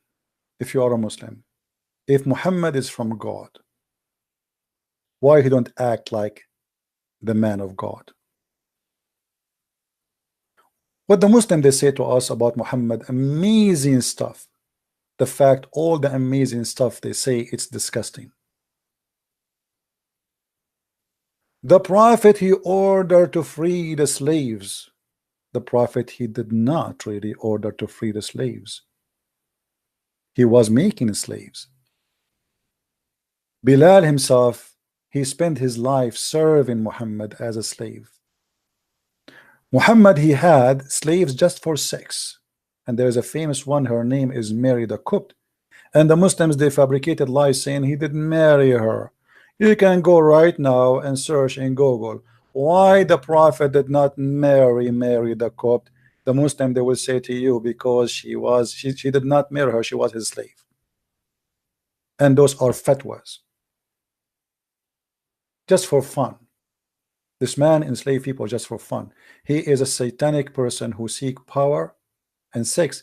Imagine a guy, he make verses saying any woman she want to give me her private part. How disgusting. Even Aisha in the hadith, she said, isn't it a woman ashamed to give herself?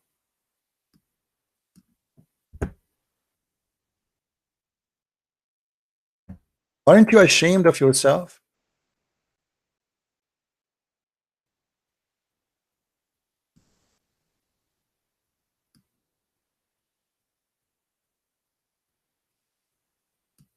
And look how Aisha, she is not stupid, she is young, yes, but she noticed that Muhammad is nothing but a scam.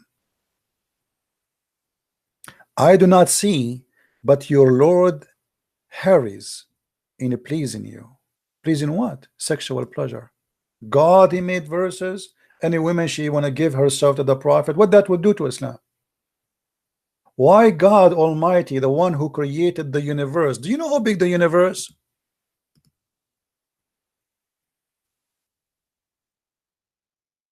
Imagine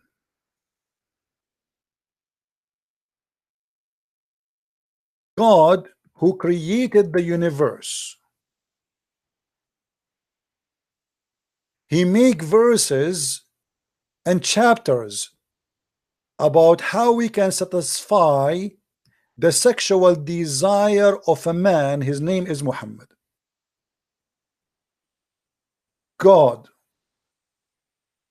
saying any woman she want to give herself to the Prophet so the Prophet can have fun. But the Prophet, he have many wives already. He is not like a Christian prince who is single. I mean, what that will do to Islam? What does have to do with God? How that can be from God?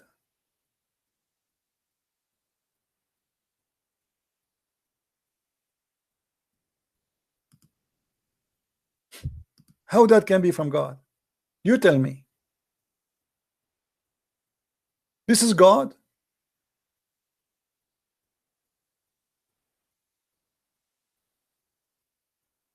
And you know the funny that the Muslims, they try to flood us with statements like the Quran. Who can you make Quran like this? I know I cannot, to be honest with you. I cannot.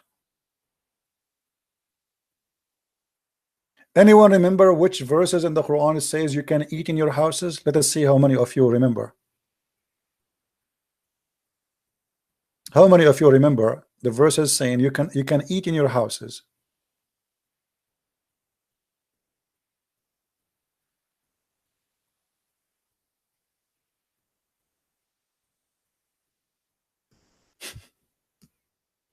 This is God.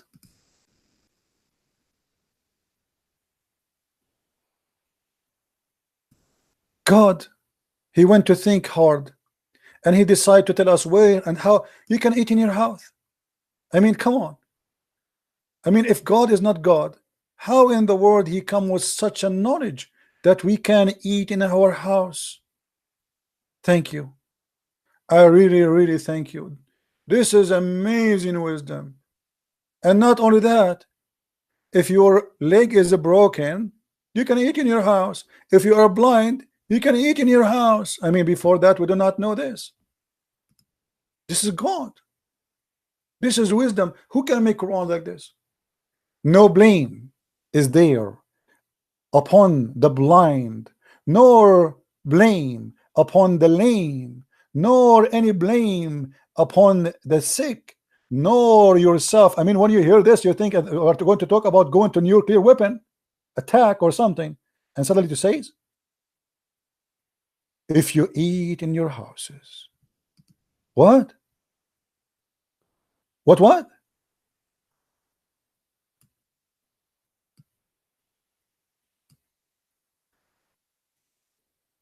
That's astonishing. That is science. That is discovery. This God, he spent centuries thinking about how to make this verse. And not only that, brother, especially if you are blind, brother, it is not a sin to eat in your house, brother. Why the blind before he used to eat where? I mean, if I cannot eat in my house, where I can eat? In the restaurant? Where before Islam people used to eat?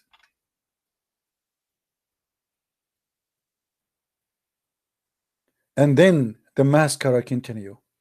Or the houses of your father. Oof, oof, oof, oof, oof, oof, oof. That's deep. I thought when I was eating in my father's house, I was a thief. But thanks to Muhammad and Allah, now I know it's okay. Or the houses of your mother. Oh boy. Now I feel a lot better. I can eat in the house of my father and my mother. Or the house of your brother. Wow. Things is getting even better and better. I can eat in the house of my brother. Or the house of your sister. Hello. You think Allah is not fair? Here we go. You can eat in the house of your brother and your sister. Or the house of your father, brother. Oh boy. Even the uncle is not forgetting. Are you going to continue? What about you say the auntie? And then, yeah, he said, actually, read it. Or the house of your father, sister. Like, what the heck? Or the house of your mother's brothers. What? This God, he looked like my grandma drinking coffee with her old lady friend. My friend, did you know what happened to this girl? She is going to divorce.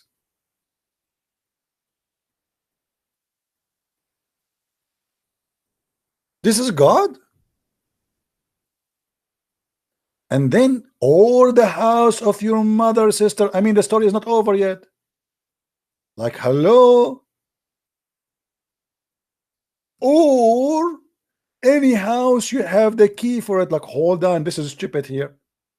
So if my neighbor, he gave me the keys because he is going somewhere to feed his cat, I can eat the food he have in his refrigerator. That is too much. Any house, what if I am a thief? What if somebody gave me the keys, but he did not say you can eat here? Hey, take care of my house when I'm away. Watch over it. And then, or from the house of a friend. And here the things is getting even bigger. No sin shall it be for you whether you eat together or apart. You know what? I thought it's a sin. I was really worried. You see, this God, he have no problem with kidnapping women, raping them, killing them, taking children, stealing, lying. Even he encouraged people to lie, kissing black stones, going praying in the direction of a stone. But he is very good in details. It is not sin to eat alone or together.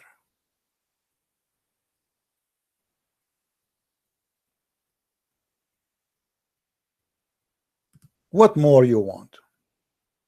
We have a Muslim, I guess, trying to call me. Hello? Hello? Yes.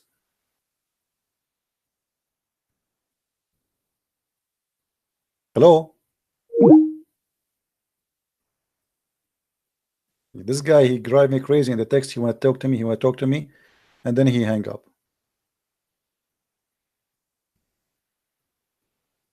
Hello? Hello? Yes.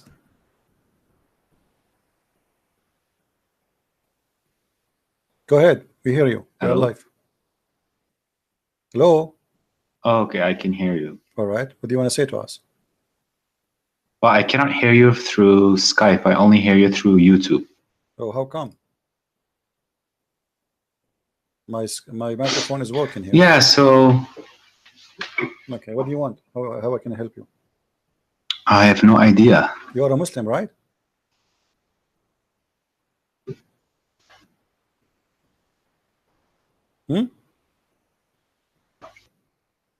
Yeah, 1 second, because I only hear you through YouTube, so I hear myself double, so Okay, it's quite annoying. Mute YouTube. So Mute YouTube.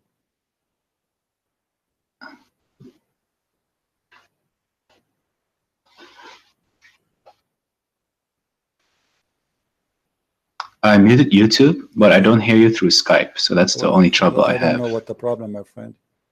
Maybe I need to change some settings what about now? What where about I can now? allow Okay, do you hear me now? your voice to come through Skype. Do you hear me now? Okay, we will take another Muslim. Sorry.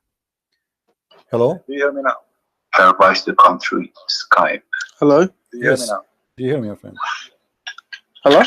Yeah, do you hear me? Hello. Sorry. Just a second. Sorry. Can you hear me? I do. Oh, hey, brother. Hey, my friend, how are you? Are you a Muslim? Oh no, I'm a atheist. Oh, you're an atheist. Well, I am out of bananas today. Sorry. What was that? What do you want to say to us? You're an atheist. The program here to talk to Muslims. Really? Yeah. Oh no, I just find it interesting what you guys are talking about. Okay. Well, I have to let you go because we are taking the calls from Muslims. We have this guy trying to call. Let's see this guy.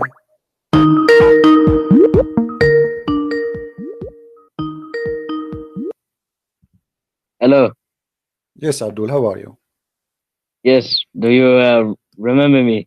Sure, I remember you. You are the funny guy.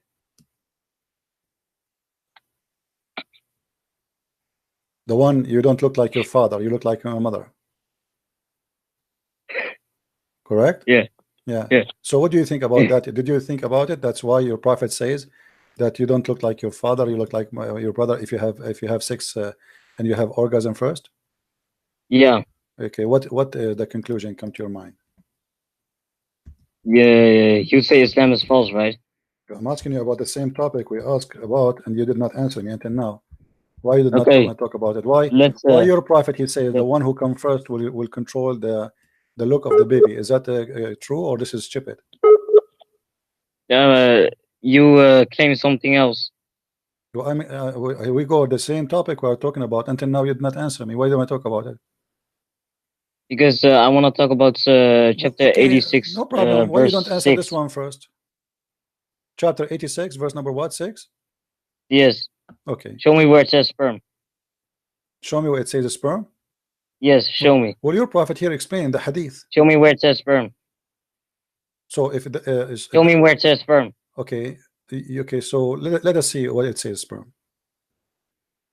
Do you want to see? Yeah. Okay. Can you see my YouTube? Yeah. All right.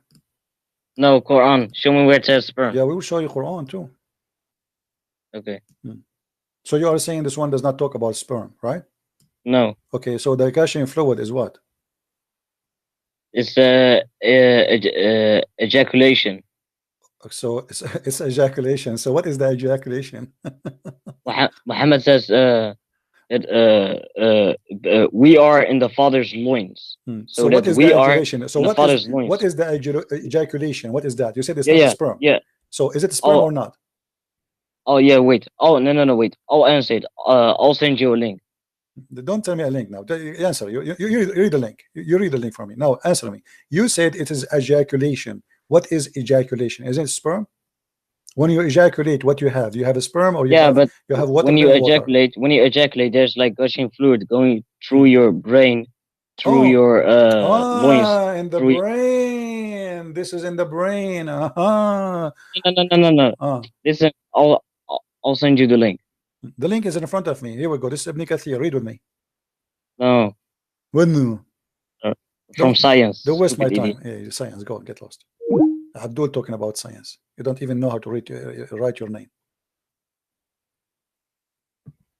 This is what the Quran is saying. Proceeded from between the backbone and the ribs meaning the backbone or the lions of the man, but by the way, it says the backbone, not lions, and the ribs of the woman, which referring to her chest. Let us see this guy here. Hello? Hello? You hear me now? I can hear you now. I fixed my microphone. All right, my friend. Muhammad, how I can help you, Muhammad?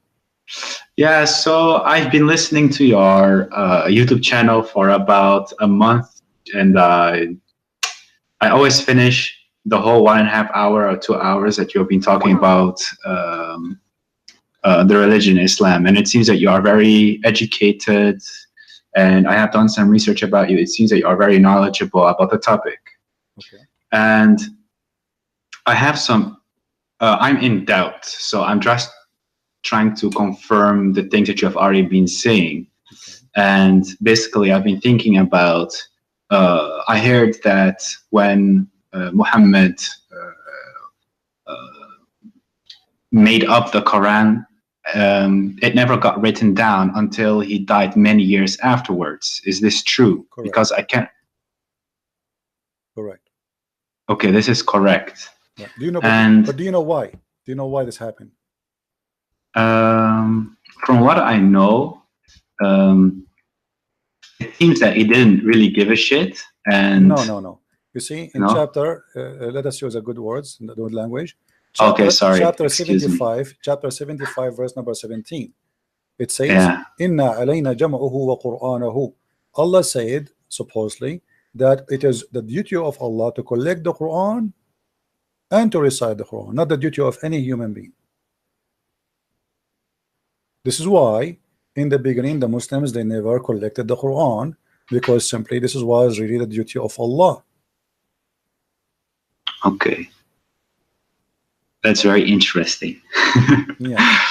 This is the first time I hear you talking about it as well. I don't Well, I don't talk about everything I know, my friend. I'm like, you know, like go to the library. Unless you touch the book, you open it, you don't see what is inside, right? So you mention a topic, so we go there. So now here you notice here that Muhammad is claiming that the one who collect the Quran, it should be Allah. But this is proof Islam to be false, because never the Quran collected by Allah.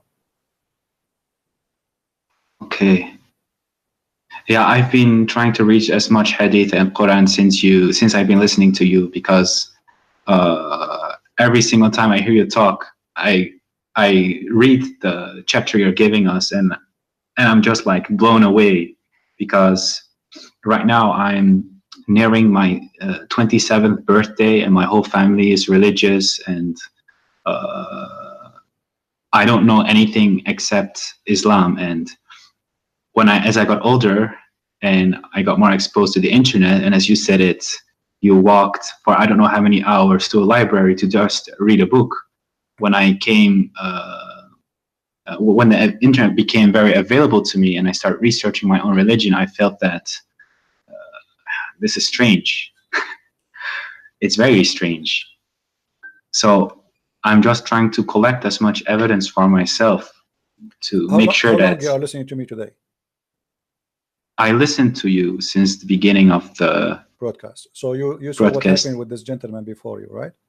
Yeah, Angelo. Okay, what do you think? Let us say if I am speaking to you, not him, from the beginning. What do you think? What is your decision will be after all of this?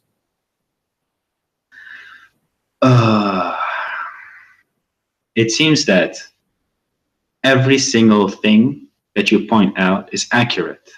I cannot deny it, because it's plainly written there, and I can understand Arabic a little bit, but when I go by word for word and I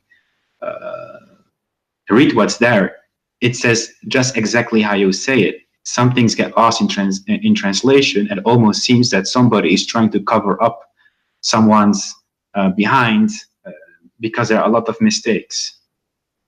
So what that will lead you, my friend? You are, you are a smart person. You are watching. You are seeing. I never said something without showing proof. Correct? Yes. And all is from Islamic website, Islamic translation, Islamic print, Islamic reference. Nothing. I don't use the Bible to prove anything.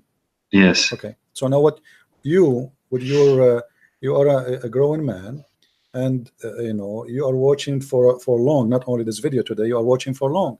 So isn't it enough after watching all what I showed Isn't it enough to prove to you that Muhammad, there's no way he's from God?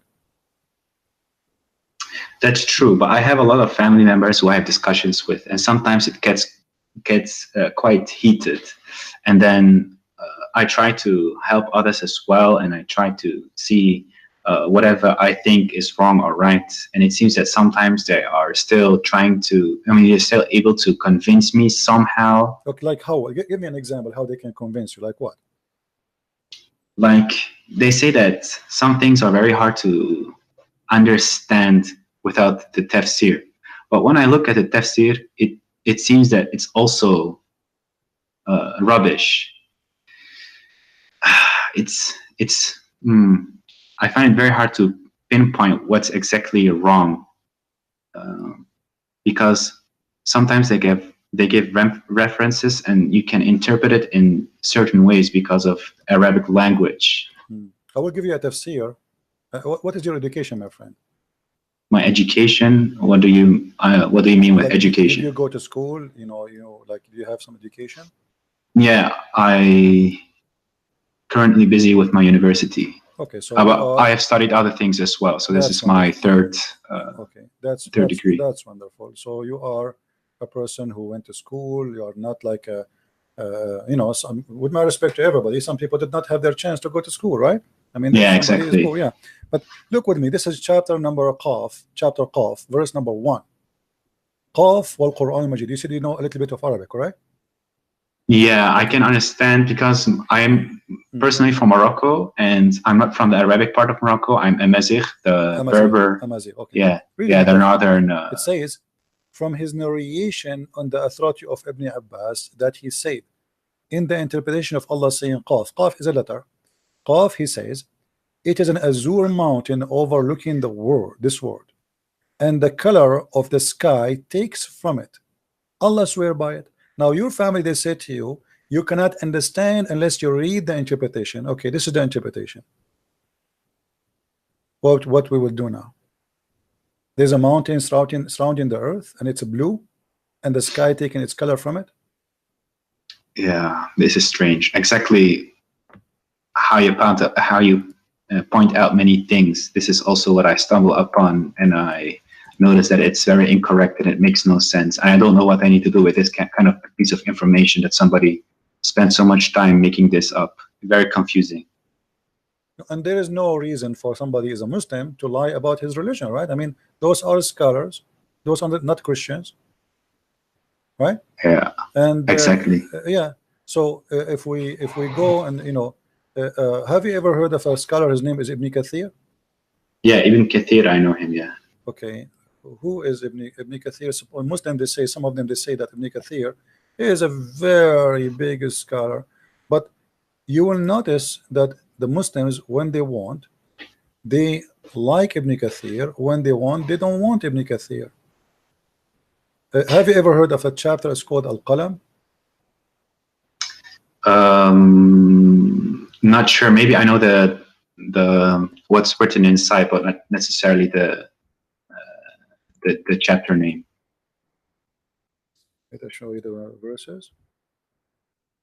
Chapter 68, verse number 1. Have you ever read this verse?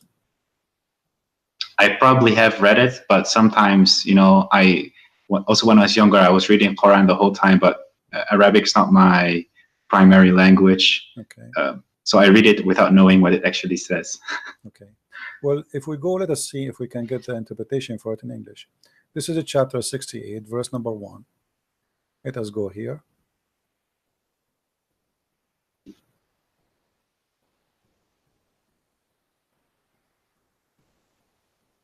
Always take into your consideration that Muslims, they are not giving you a correct, let us say, an honest translation. Ibn Kathir in Arabic is not the same as in English. If we read here, it says, by the pen, apparent, meaning that he's referring to the actual pen that used to write. But here there's a verse before it says, Qaf, and the similar to them from the individual letters that appear in the beginning of the Quran chapters. This has been discussed in length previously, and there's no need to repeat. When you see translator, they say that it's mean he is hiding something. Let me show you what he is hiding. This is Ibn Kathir in Arabic.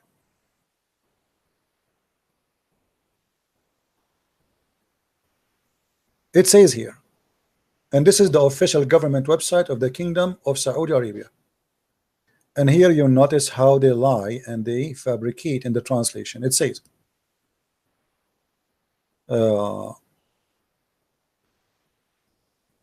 نون هو حوت عظيم على تيار الماء العظيم المحيط. Do you understand what I'm saying or you don't? Not really. Okay. I catch no ball. Noon is a big whale on the ocean, and he is carrying the 7 earths, as the Imam Abu Ja'far ibn Jurayj he said, ibn Jarir. And then he continued, says, Allah he created Noon, and he made the steam go up, and then from there he opened a hole in the sky, and he made the earth flat, and all of this in the top of the whale Noon. And then Noon he start moving, so the earth start moving and shaking. So Allah he decided to put mountains in the top of the earth, so the earth will not move. Where we can find that in the English translation? It's gone. Period. Yeah, I also experienced this. You are completely right. Yeah, and here let me show you. If we go to the chapter Moon, the same chapter we are talking about, okay, which is 68:1. If we go here,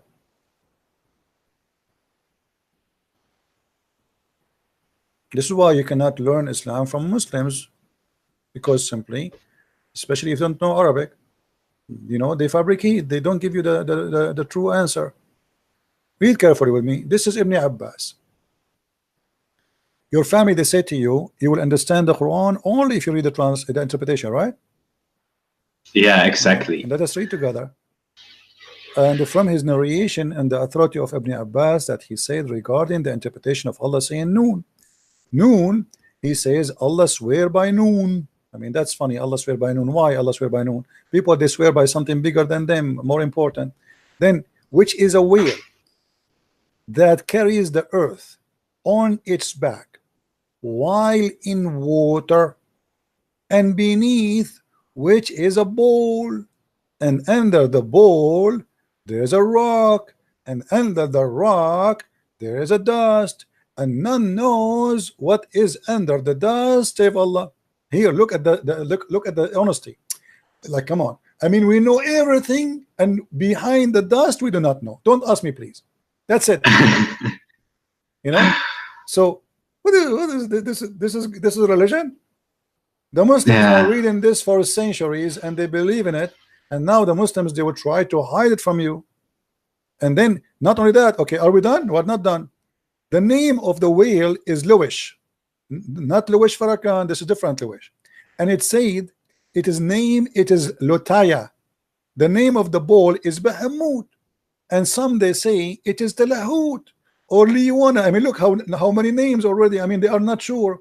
And the whale is in the sea called Adwad, and it's like a small ball in a huge sea. The sea is in a Hollywood rock, whereby there's 4,000 cracks. Amen. They knew even how many cracks there. And until now, science could not dive to the deep ocean, but the Muslims, they dive already, and they count the crack in the ground. And then from each crack, water spring coming out from the earth. And it's are we done? No, we are not done. And it's also said that Noon is one of the name of Allah. Like, what the heck? A second he was a whale, now it's a name of Allah. I'm writing this down. This is the most interesting bedtime story I've seen past months. I've been listening to you. Well, my friend, keep listening, and you will hear every day a story. Islam is nothing but a madness. And you know, look, I mean, the story continue, but you see how they hide in the translation in Ibn Kathir. In Ibn Kathir in English, we cannot find this. We can find it only in Arabic. So you need to ask yourself, why the one who translated the interpretation, he did not translate? Because it's very embarrassing. This is obviously, it's very embarrassing. So we cannot translate that to you, otherwise everybody will laugh at us. Yeah. Oh my God, man. This is like a whole new level of stupidity. I mean, most of the time I lay in my bed and I hear your stories and I'm close my eyes, I off my phone, I can hear you talk and I laugh sometimes because it gets so hilarious. But this, the more I keep digging, the more I feel that there is no.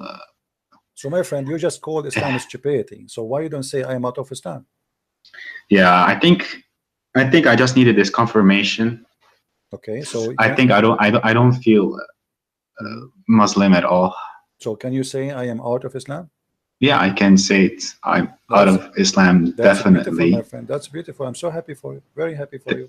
Thank you. Now I want to ask you a question. What do you think about Christianity? I mean, I studied a lot of science during school, and I have my own questions regarding God. I don't know if there's a God. I don't know if there's not. I'm not decided. I'm not atheist or whatsoever. Okay.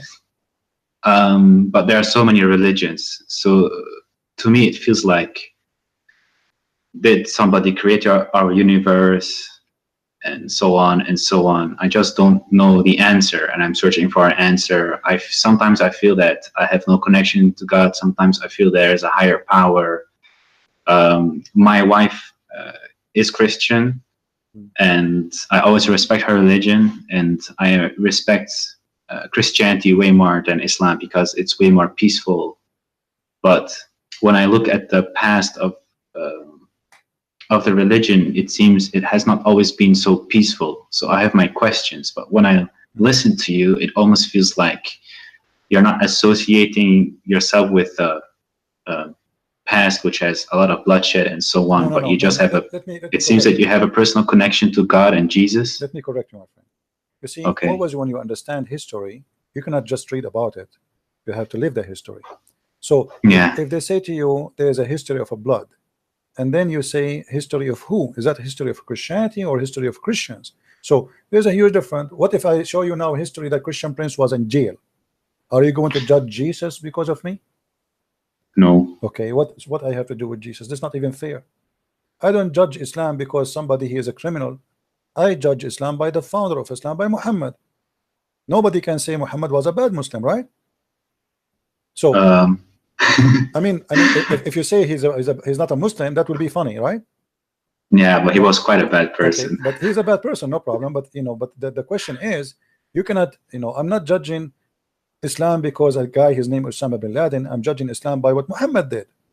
So if you want to judge Christianity, my friend, you don't judge it by Christian Prince, regardless if a Christian Prince is a decent man or not. You judge it by the Messiah himself. And here I say to you, do you find a better name than his name? Do you find better teaching than his teaching? Do you find better wisdom than his wisdom? Do you find more truthful, loving, and same time extremely wise than him? So as long as you go to school, let us practice one sentence of Jesus. He said, love your enemy. What do you say about this sentence? Sounds quite nice. I find it very hard myself to hate somebody because it's so bad. It feels so wrong. Yeah, but and listen, yeah, he's your enemy. He is your enemy. He's already your enemy, and he says you love your enemy. And look what that will do. If every single human being practice one sentence of Christ's teaching, you say that Christianity is a religion. Christianity is not religion. It is not. Christianity is a belief in the mighty God. It's not a religion. You love your enemy, and I love your enemy, my enemy, and every one of us in earth love the enemy. There's no enemy left. The earth became heaven. So the message of Jesus to us is to live in heaven right now, not even tomorrow. Yes, there is heaven to come, but if you believe in Jesus, you can be in heaven. Because when you love your enemy, and all of us, we love our enemies. We do not need a police. We do not need an army. We do not need, because everybody became a loving person. A loving person will not steal. A loving person will not kill. A loving person will not rape. A loving person will not allow somebody to die hungry in the street. He will not be greedy. Just one sentence of the teaching of Christ can beat all the wisdom and the wise man in the world. One sentence can solve the problem of all mankind. And this is why, my friend, I believe that he is the Almighty God, for nobody can be wise as he is. Is there something I can like read up about on Jesus and God? Because I would like to know more. Read the four gospel, my friend, the four gospel. But as I said to you, you know, I mean, yeah, one sentence for me is a gospel. Just one sentence. Because that sentence can solve all our problems. All the evil we have is based because we don't, you know, when you love your enemy, that's mean you love everybody. That's it. There's nobody, there's no limit. Human being have a problem that he love himself, but he don't love people. Even if somebody love a family because they provide him something, like I don't want to be lonely, so I love my children. Maybe I don't want to be lonely, so I love my wife. But you will see the Messiah, he come to us with extreme love, exceeding the limit and the mind of a human mindset. Love your enemy. So we live in our world with love, and then love will come back to me. Because if I love everybody, then everybody love everybody, which means including me. I'm a winner. You know what I mean? Yes, I understand. But then on the other side, I have some atheists saying things like, but how can a God be so powerful? How can he make a stone bigger than himself that he cannot even carry? And if he cannot, then he's not the strongest, and so on. You see, this is because of their ignorance. Because Jesus, when he carried the cross, Jesus, he come to us as a normal human being, as a man. But in the same time, isn't it the Bible says that Jesus, he was controlling the nature. Jesus, he healed the blind. Jesus, he resurrected people from death. So they remember only that thing he cannot carry. So why so what? He is coming in the form of a human being. As simple as that. The flesh of a human being. He did not come as what they want, Batman. If Batman exists, that is God. I mean, so he is coming in a form of a human being. Yet he do what no human being can do. So the silliness of some people sometimes that they pick up their cherries from all the story of Jesus. You remember only this one. If you want to be fair, remember the rest. Then I have another question. I understand your point. I absolutely do. Okay. In what form does God come? From what? In what form? What form? In what shape? In Christianity, God is a spirit. So our God, he can come in any form he wants because simply he is God. He's Almighty. That's why we call it. What the word Almighty mean? Do you know? Yeah. The best there is. Well, he can do whatever he wishes. So he can come to us as a man. Actually, the Bible says like when the Messiah, he was baptized, they saw like a spirit in the image of the shape of a bird, and they heard a sound say, "This is my only begotten son." So God, he can come to us in any way he wants. God, he came to Abraham as a man, and Jesus said, "Before Abraham, I am," and Abraham knows my day. So he came to Abraham as a man, and why not? If God cannot come as a man, he cannot be God anyway, because if he cannot be something, that means he is limited. You know what I mean? I understand. It sounds way better than what Islam has to teach when it comes to him having hands and sitting on a chair. The Quran says how Allah can have a son if you don't have a girlfriend. Yeah. So Allah saying he cannot have a son because he don't have a girlfriend. Our God do not need a girlfriend to have a son. Secondly, we don't understand that God, he have a son in a physical way, which means God, he have sex with the women, and then they give birth to a person. His name is baby Jesus. That's not a story. So the Quran always speak in a let us say in a very poor IQ, very poor IQ. Like you can tell that the one who is making the Quran did not even go to, the Muslims, they say that Muhammad was illiterate, right? But you also said on his dying bed or whatever, when he was about to die, he said, "Give me a piece of paper and pen or whatever." Actually, I don't agree he's illiterate. That's what the Muslim says, but that's not the question. Yeah. Illiteracy, my friend, is not about being knowing how to write, how to read. Illiteracy is about being ignorant. And this is what the Quran says. The Quran never said Muhammad did not know how to write, how to read. But how you can, you know, confirm to the ignorant, to say to them your prophet was not illiterate? The Quran, but the Quran says that. You see, if you go in the Quran, the problem that Muslims do not want to listen. You go in the Quran, chapter 2, verse number 78. Can you see the screen? Yeah, I can. Okay. What the verse saying? We can change the translation if you want. I don't know what translation you like to read. We can go, let us say, Yusuf Ali. Yeah, it's any translation is okay with me. All of them, they are wrong, by the way. I don't take any one of them. But you know, as always, we say customers come first. You know, this is customer first policy. Okay, this is Yusuf Ali. Okay, and they are among them illiterate who know not the book. Do you see it? Yes. So who is illiterate according to Quran? The one who don't have a book, who do not know a book. Nowhere in the Quran says that illiteracy is about knowing or not knowing how to write, how to read. The Quran confirm in many verses, but Muslims are, what I can say, I don't want to say something, it's very embarrassing. The whole Quran says it clearly that the illiteracy the Quran speak about is about not knowing the true God, and you don't have a book. That's why the Quran called the Christians and the Jews people of the book. Yeah, I hear it quite often. Yeah. What does it say in Arabic when it comes to illiteracy? That's it. Ummi. This is, you see the word illiteracy is ummi. Here you go. This is the word the Muslim they say that Muhammad is ummi because it says in the Quran that he is ummi. But ummi is taken from the Jews. You know, the Gomai in the Bible is the one who is, they are from the nations. They are not believers in God, so they call them illiterate. You know, all those verses in front of us. It says and confirm that. As an example, it says here. Chapter 3 verse number 20, they say, and say to those who were given the scriptures, the Jews and the Christians, and those who they are illiterates. Do you see it?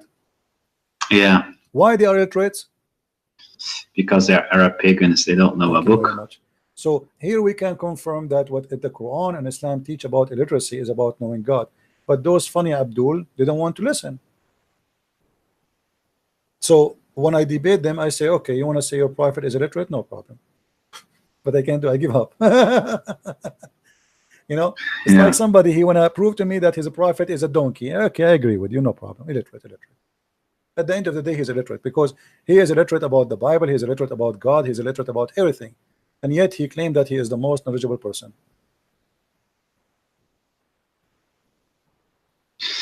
So right now I'm like 60% there. Like for 60% I believe it, but there's still like a big piece where I find it. My friend, you already left Islam, and we are happy for you. Absolutely. So you know, trust me.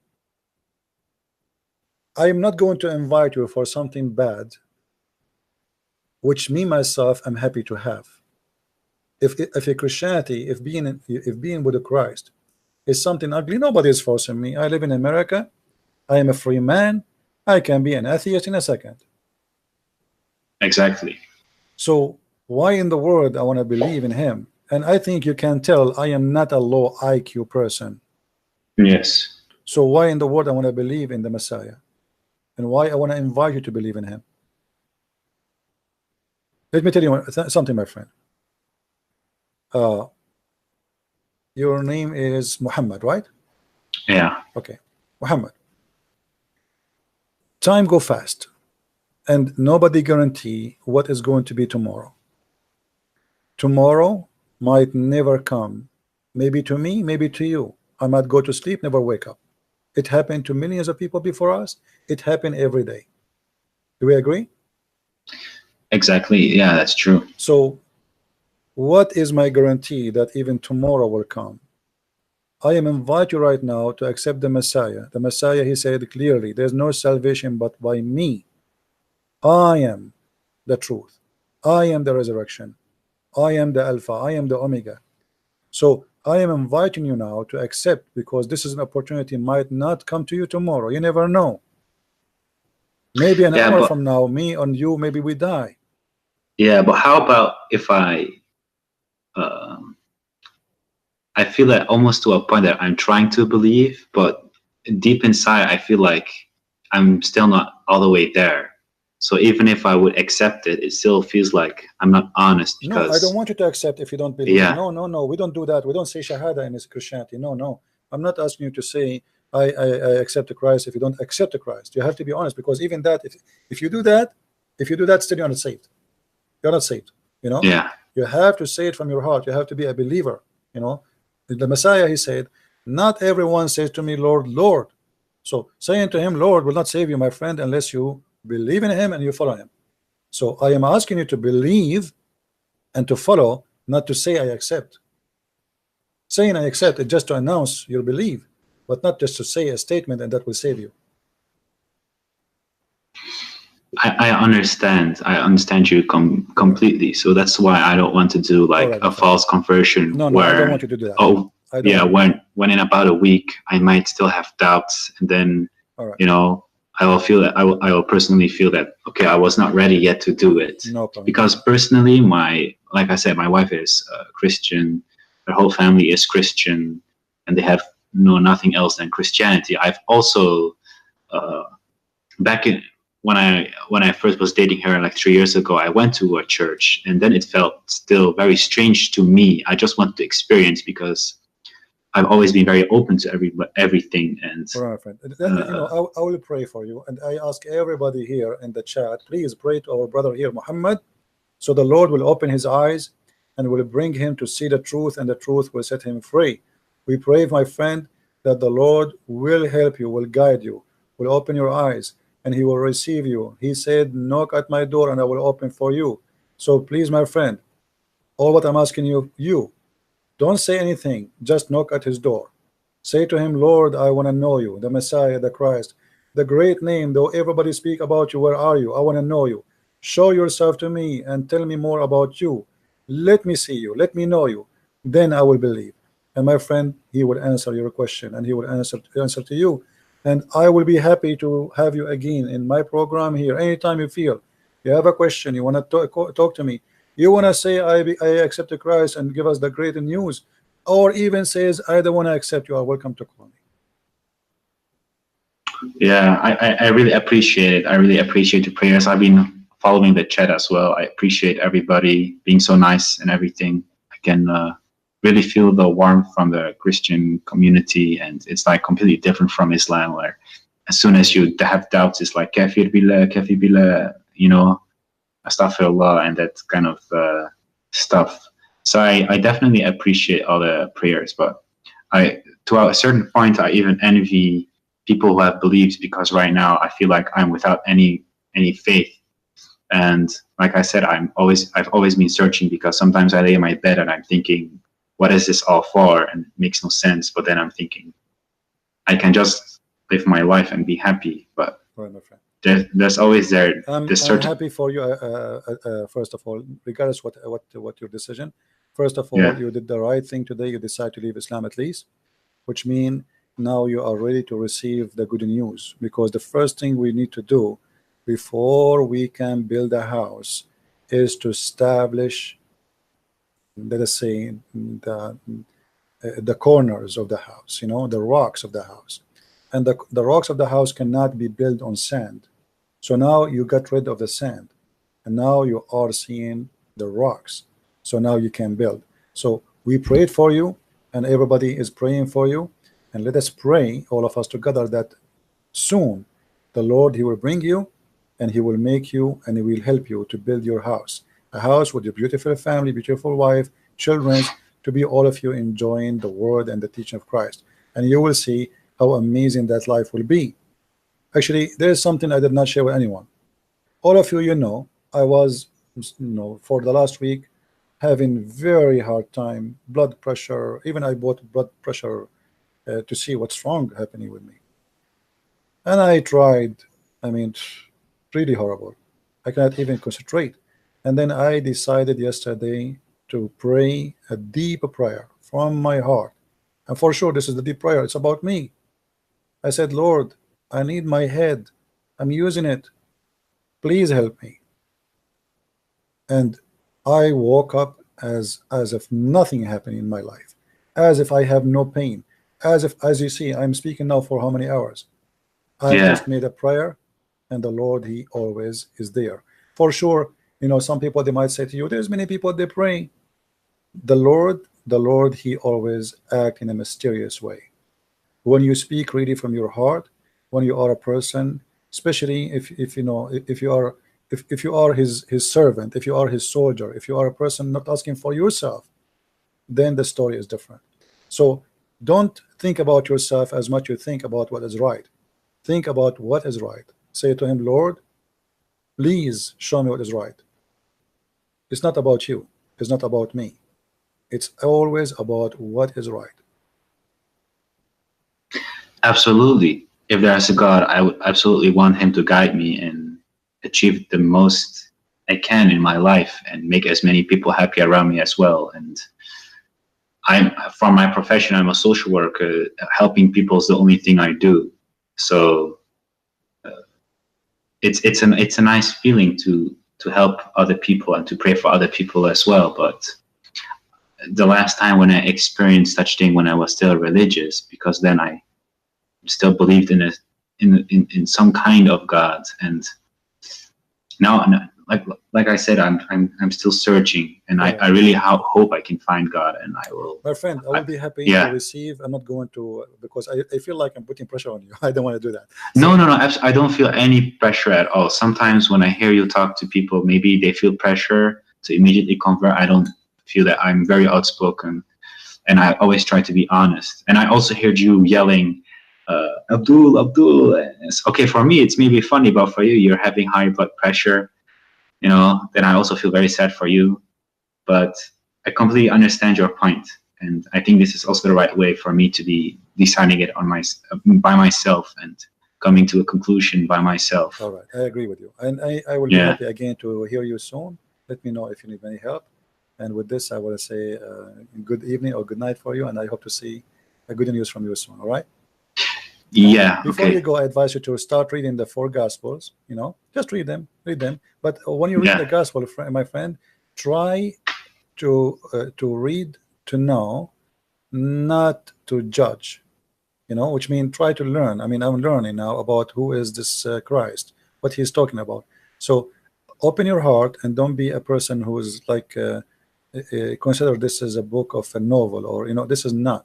So you have to read it in very special way, and try to live the story, not only to read the story. It's like, you know, try to make it like as if you are watching a movie and you are in the movie, not a person who is standing in front of the screen. So try always, when you read something, the Messiah, He said, try to imagine yourself, you are between those audience, and then you can understand better. Okay, I will absolutely do that. All right, my friend. Thank you very much for calling. Anything I have one last question. Which language do you recommend me to read it in? Well, I don't know which best language for you. What is your best language? English? No, Dutch is my best language. Then you read it in the best language, because you have to understand it perfectly. Always translation, by the way, is going to give some limitation, but with the help of the Lord, will be good. Is it possible to find it in the original scripts? Because you have to read it, and then you don't speak the language. Do you speak Hebrew? Do you speak Greek? No. But I know people who can, though. Yeah, but it's you who's going to read it, not them. Yeah. You know, so it's better to read it in the language, best language for you. Okay. And Christianity is not like Islam. You have, like, you know, they pray in Arabic, but yet they don't understand Arabic. You know, I mean, you can pray in any language you want. You know, you can pray even without saying any word. It's almost like Allah only understands Arabic. Right, because this is the God of the Arab. You know, it's an Arabian religion. Yeah. Anyway, my friend, thank you very much for calling. Okay, man. Blessings to you. I hope you can manage our high blood pressure. Don't let those God is good. ignorant people make you angry. Always try to calm down and don't get your health like in a bad shape or whatsoever, because sometimes they can really hear you yell so much, and I feel so sad for you. So please, what we can do, sometimes I feel sorry for them, and I lose my, at the end of the day, I'm a human like everybody, and you lose your patience. I mean, you repeat the same stupid thing and still somebody don't want to get, and that's what make you upset. Yeah, but they are so indoctrinated. But I think the small things that you say to them, it still plants a seed in their mind, and they will start to doubt. And as soon as they research themselves, that's what happened to me. Have you ever saw like a faucet dropping water for a long time? Yeah. Do you know what the faucet can do? A drop of water in the rock downneath is going to make a hole. Yeah. And this is what we do here. Exactly. Thank you. That's why I also try to do the same thing what you do to other people around me now that are also still Muslim, because I still see too many Muslim people do crazy things just because of their religion, even though they live in Western Europe and they believe in a faith which is not compatible with the life they're leading here right now, because of the rebel and all the crazy things, the hijab, people missing opportunities, job opportunities just because they have to wear the hijab, parents hitting their children. I've seen everything myself. I've seen the bad side of Islam because I've lived it for so long, and it's really horrible to see it. So to a certain extent, most people don't even know how bad Islam is, and they have so many. So like you yourself look like struggling with Islam for a while, but you don't want to say I decide to leave it because it's kind of too much to do that. Like you are already listening to me and watching my videos. Yeah. Already you agree that this is no way, this is from God. But you see here you need to take some change in your life. If you are convinced of something, don't wait. I mean, what the point? Just because my family they believe in the same thing? It's because of my parents. I feel very sad for my mom, because sometimes when I make a small hint, my mom is like 70 plus, and I cannot. If I say something, she will think I am possessed by Satan or whatever, and she will just cry for days long. She will never understand. So to me, it's very hard and very difficult because it causes me a lot of pain. Yeah, I understand. Okay, my friend, I had to let you go, and feel free to call me when you feel like talking again. All right? It's good. Thank you very much, man. Have a good night. Take care, you too. Bye-bye. All right. I think we have a good time today. I'm not going to stay longer. You see, like we talk about, I made a prayer to the Lord and he answered my prayer, but doesn't mean I'm not going to get sick. I might even die tomorrow. That will not change my faith in the Lord, because simply, you see, it is you are doing something, and whatever your duty is in earth, it doesn't change anything. That at the end of the day, you are under the nature and the law of the nature of a human being. You will die, you will get sick, you might get killed, you might have an accident. And always don't judge the Lord by things happen to you. You are born to die, my friend. You are born to die. What Jesus said, let the dead bury the dead. They are dead, burying the dead. Always remember that. So don't be the same as the atheist. Say, okay, why this person he have a cancer? He was a Christian, good a Christian, but cancer have nothing to do with being good a Christian or bad a Christian. Cancer happened to atheists, to believers, disbelievers, all kind of people. The Bible says that the Lord, he created the sun to raise above the good and the bad, and all they will get the benefit of it. So we are out of heaven, and the day we are out of heaven, that's mean we are out to die. And the only way to come back to this heaven is to be with the Lord. So you will be sick even if you are a believer. You will die even if you are a believer. You might get killed, you are a believer. That will not change anything. But there's a huge difference between somebody he is a believer and someone he is not. Death means nothing to me except seeing the Lord soon. Death to someone he don't believe is horrible. There is a story about a monk. He is dying. They ask, the other monks, they ask for a doctor to come and see him. Maybe he can help him. The doctor get in, he check him out. The guy is very old. He said to him, I don't think you will live until tomorrow. You are in a very bad shape. And then he came out, the doctor, and he told the others, he said, I think your brother, he lost his mind. They said, why? He said, I just told him he would die by the end of maybe tonight. But he gave me a big smile. I just told him he would die. I think he lost his mind.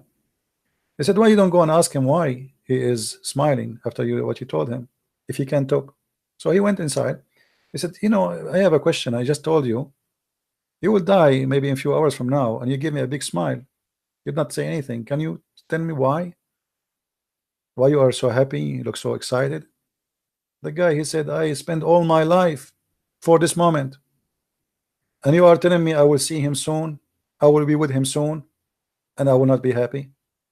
So for a believer, is like landing in the airport of God.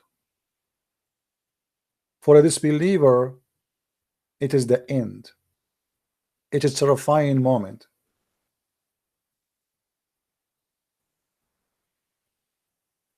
Which mean, even let us say a Muslim, they say atheists, they say whatever they say, Christianity is false. Even that will give you happiness even in the moment of death, for you are not left alone. Death for you is just a start of a journey. It is not the end of it. Death for them is the end, a very ugly end.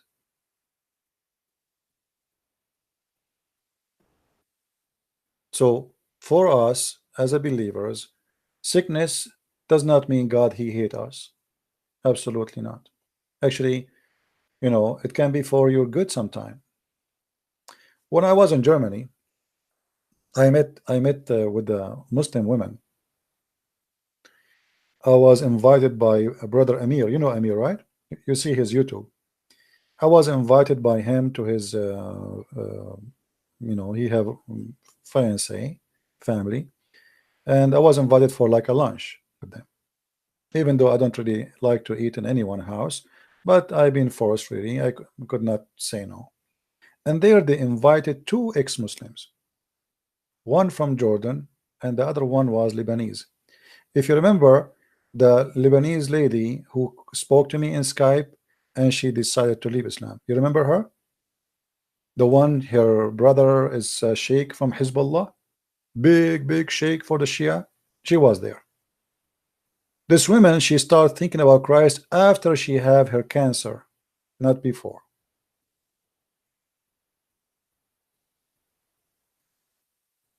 Look, she should deny God. She have cancer. Oh, sorry, not cancer. Sorry, not cancer. I'm not mistaken. They told her, like, you might die because she have a very hard problem.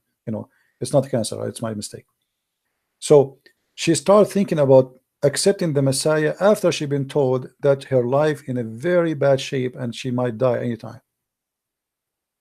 So if death will bring me to Christ, death is welcome. If an illness will bring me to Christ, I would love that. I prefer to have any illness better than dying ignorant and going to where I don't like to go.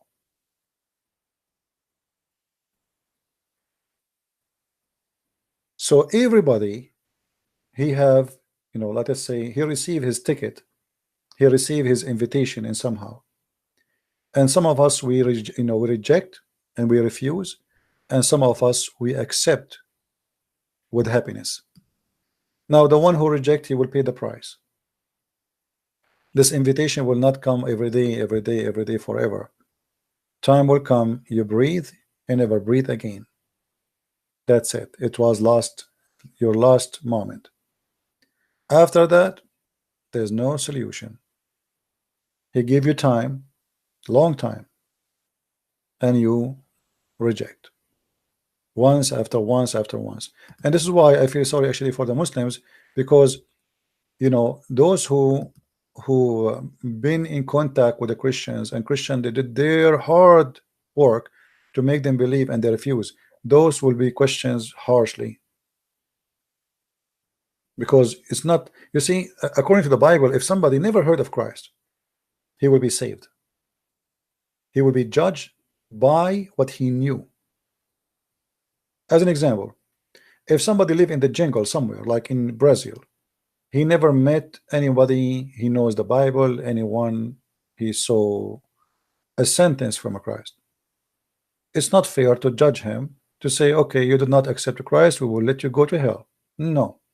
The Bible speaks carefully, saying that those people will be judged by their knowledge, which means by what God gave them in their heart.